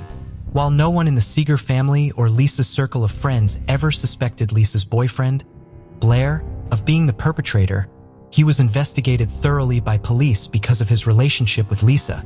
He had an alibi for the time of the murder, and his DNA was not a match to that found at the crime scene. Numerous other friends and associates of Lisa's were investigated and had their DNA tested as well. No DNA match was found, and no other clues tying any of them to the crime could be identified. Investigators were flooded with tips. They investigated and rolled out owners of trucks similar to a suspicious vehicle seen in the area the night of Lisa's death, a man who threw out some carpet and a t-shirt at a local car wash, and a man who had allegedly gone to the snack bar at Lisa's only health club so that he could stare at women while they exercised. A large number of calls were from people who were certain that they knew who killed Lisa based on a baseless rumor and subsequent conspiracy theory. One of Lisa's male friends, who was the other owner of the home Lisa's boyfriend Blair co-owned, worked at his father's restaurant near the card shop. Word spread around town that he and Blair were in a relationship and that Lisa had walked in on them, thus giving him a motive to kill her. While that would have been a potential motive had the story been true, it was a total fabrication with no evidence to support it. The friend was the son of a retired police detective, which led to allegations that Lisa's case remained unsolved because police were covering up the involvement of a son of one of their own. Since this friend was connected both to the police and to Lisa, he may have been an early topic of speculation, which subsequently gave rise to the false love triangle rumors. This friend's DNA was not a match to the sample from the scene, and he had a restaurant full of customers and co-workers who could attest to his presence at the restaurant on the night of April 15th. Most importantly, during the window of time when Lisa was abducted. It was the policy of the police to not publicly exclude suspects prior to the solving of a case, however, so while they had evidence supporting his innocence, they could not announce any of it.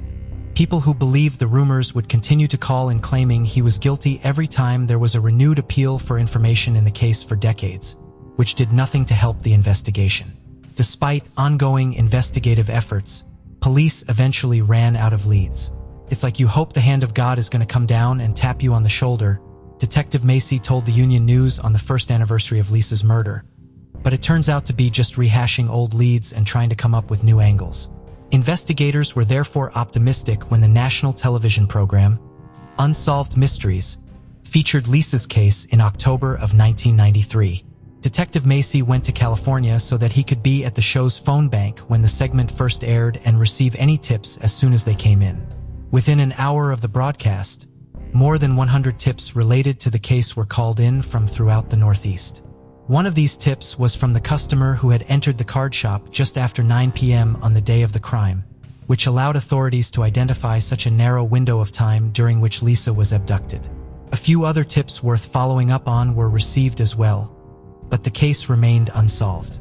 While Lisa's time teaching children in Agawam was cut short, her family made sure she still made a major impact on education in the area. In 1995, Lisa's parents donated $1,100 to Agawam High School's science department for the purchase of equipment that would allow them to hold classes on genetics, a subject that remained close to their hearts as they still hoped it would help solve their daughter's case. They also established the Lisa M. Ziegert Memorial Fund, which distributed over $35,000 in scholarships within the first decade that followed Lisa's murder. On the 10th anniversary of her death, the fund donated $1,000 to the children's section at the Agawam Public Library. Lisa continued to remain an important part of her family's lives in the years following her murder. When she got married, Lisa's sister, Lynn, and her new husband brought the bouquet Lisa should have carried as the maid of honor at their wedding to her gravesite. The anniversary of Lisa's death was regularly marked by a candlelight vigil. Dee Ziegert never turned down an interview request, and even as years dragged on without answers, she remained committed to using the media to keep her daughter's memory alive and continue her family's mission to get justice for Lisa. The strongest piece of evidence police had in the case was the DNA found at the scene. However, they could never find a match to it in any criminal database despite regularly checking for one. They therefore began looking at alternative means by which to use the DNA to generate leads. In September of 2016, Hampton District Attorney Anthony Gallooni released 2 images developed following more than a year's worth of work by Parabon Nanolabs. Parabon used the DNA from the crime scene to predict certain physical characteristics of the man it belonged to and generated sketches showing what he may look like at 2 different ages. More than 170 tips were called in after the sketches were released. It would be almost exactly 1 more year before the contributor of that DNA was identified. On September 18, 2017, more than 25 years after Lisa's murder, it was announced that an arrest had been made in her case. 48-year-old Gary E. Shara was in custody, charged with first-degree murder, aggravated rape, and kidnapping. Shara's involvement in the case had first been suggested in 1993. Police in Agawam received a phone call from a divorce lawyer in Seattle who told them he had a client who believed her soon-to-be ex-husband had something to do with Lisa's murder.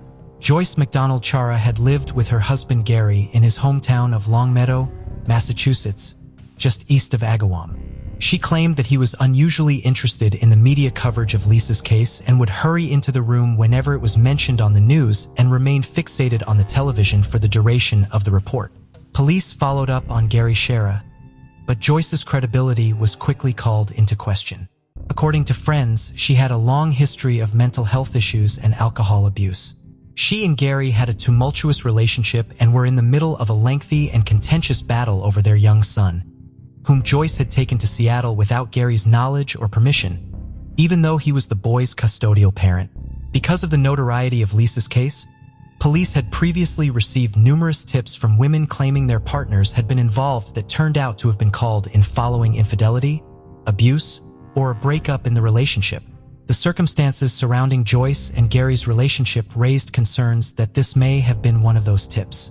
Gary was contacted, but denied any involvement in the crime and investigators' requests for a DNA sample. A file on Gary Shara was created and remained in the case file. Shara did speak with investigators more than once about Lisa's case. Investigators compiled a list of men they had files on who had previously refused to submit DNA samples. Shara was on that list.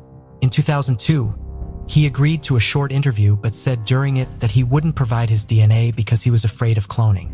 Investigators spoke to him again in 2008. During this interview, Shara seemed very aware of the possibility of the police collecting his DNA, even though he continued to refuse to provide a sample. He would not touch anything in the room, including the table, and refused the bottle of water offered to him. Following the creation of the forensic sketches by Parabon, authorities went to a grand jury in August of 2017 and obtained court orders compelling 11 men to submit their DNA for comparison to the sample from Lisa's crime scene. These men all had a file in the investigation records and had the physical characteristics predicted by Parabon. One of these men was Gary Shara. When Massachusetts state troopers went to Shara's home to inform him that he was now legally obligated to provide them with a sample of his DNA on September 13, 2017.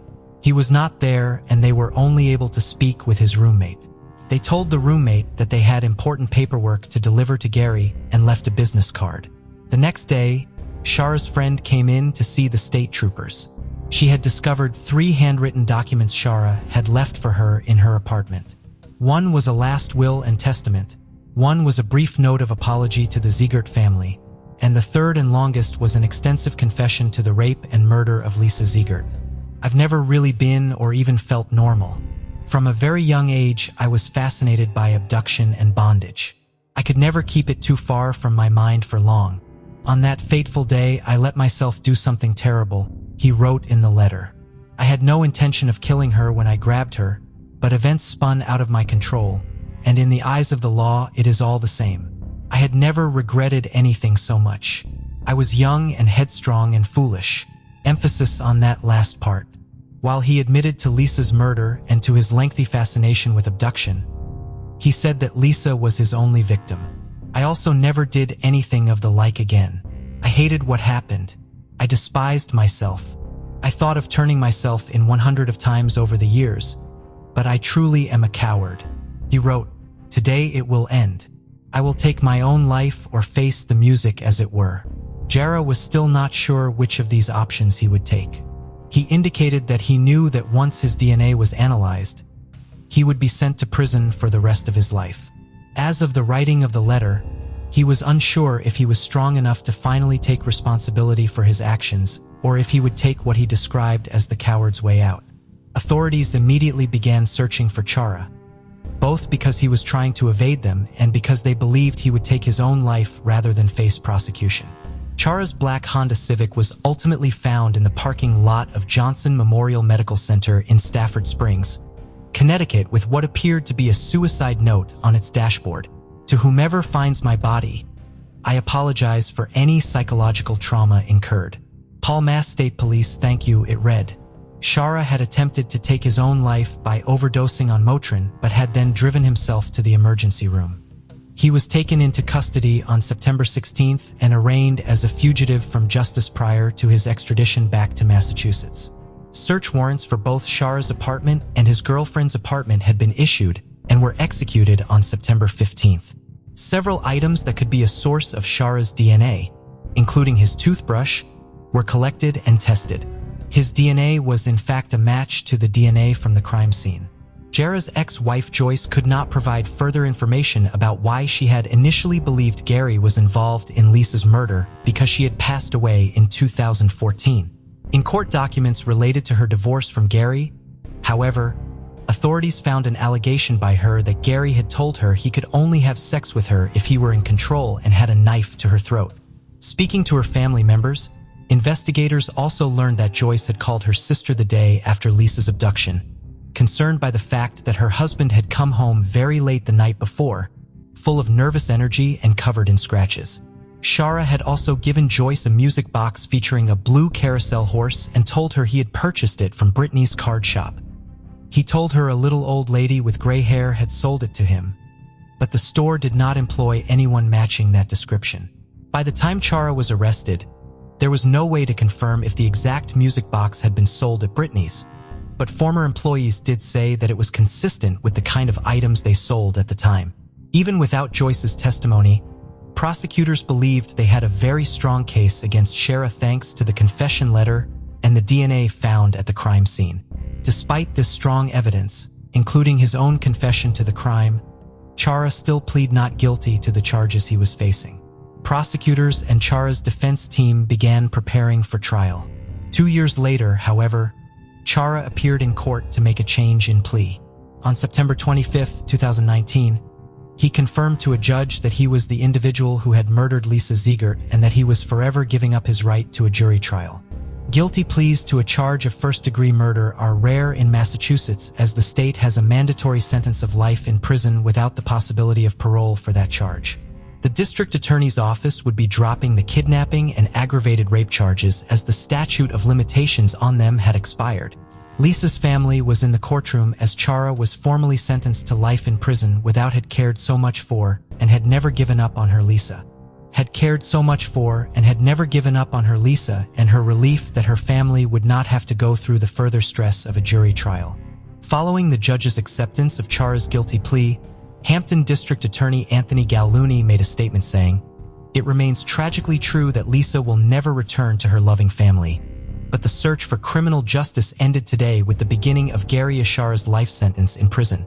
The Ziegert family's unbroken faith, strength, and grace over these many years encouraged and inspired me, the many investigators who worked this case, and the public to relentlessly search for the truth. To those many investigators from the Massachusetts State Police, Agawam Police Department, prosecutors from the Hampton District Attorney's Office, and those in the public who never forgot Lisa and believed that justice would someday result. Thank you." 78-year-old John Stewart and his 74-year-old wife, Pansy, were the parents of 3 grown children, a son and 2 daughters, and lived on Foster Drive in Conroe, Texas. They had moved to the property following John's retirement from Mobil Oil. John loved to fish and maintained a garden on his property. He was also in charge of doing the grocery shopping because Pansy no longer drove. The couple attended church every Sunday and always tried to see the best in people and do their best to help them. In August of 1995, John and Pansy fell out of their normal pattern of communication with the rest of their family. John Stewart Jr. thought it was strange when his parents did not answer or return his phone calls for a few days. but was not initially alarmed because the couple regularly visited his sisters in Beaumont, Texas, and he assumed they had just made another trip there. On August 22nd, the couple's nephew, Ron Tullos, concerned that he had not heard from his aunt and uncle, went to their home to check on them. He found both of the cars they owned in the garage. When he went inside the house, kitchen cabinets had been flung open and papers were scattered everywhere. In the living room, he found the body of his uncle. He called the police, who located Pansy's body in another area of the house. Police could not immediately determine the date or cause of the couple's deaths because of the state of their remains. Their autopsies would reveal that they had been shot multiple times and had been dead for about a week. Other evidence, like the most recent newspaper found inside of the house and the stack of mail left in the mailbox, also helped place the date of the murders as August 15, 1995. The steward's normal mail carrier knew that they retrieved their mail from the mailbox every day but had been on vacation during the week of the murder, and their substitute did not know to raise the alarm when the mail piled up in the box. The home had been ransacked and several items were missing, including a Rolex watch, numerous pieces of Pansy's jewelry, several guns John had collected for display, and John's metal ring bearing the emblem of his former employer, Mobil Oil. According to the couple's son, John Stewart Jr., they were very trusting and routinely left their doors unlocked despite his objections. Therefore, they may have interrupted a burglary committed at random. However, the tape from their answering machine had also been taken, leading to speculation that they had been killed and robbed by someone who knew them. That individual may have taken the tape because his or her voice was recorded somewhere on it. John Sr. and Pansy had expected their son to one day inherit their property so that it will remain in the family. John Jr. refused to let their wishes go unfulfilled because of the murder, but could not bring himself to live in the house where his parents had been killed. The house was therefore sold and hauled away to a new location. John built a new house and remained on the family property as his parents would have wanted.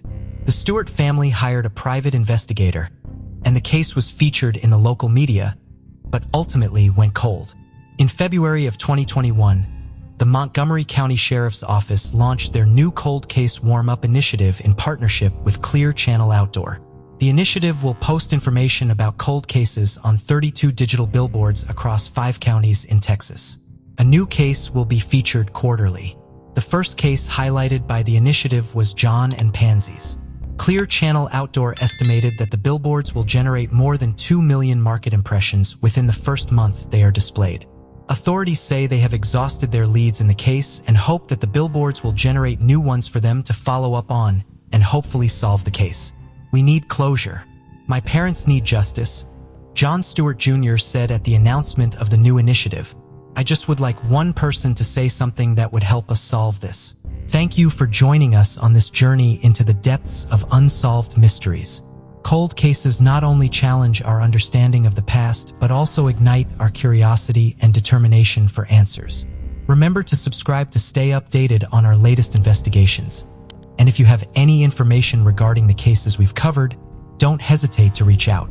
Together, we can shed light on the shadows of the past and bring closure to those who seek it. Until next time, stay vigilant, stay curious, and never stop seeking the truth.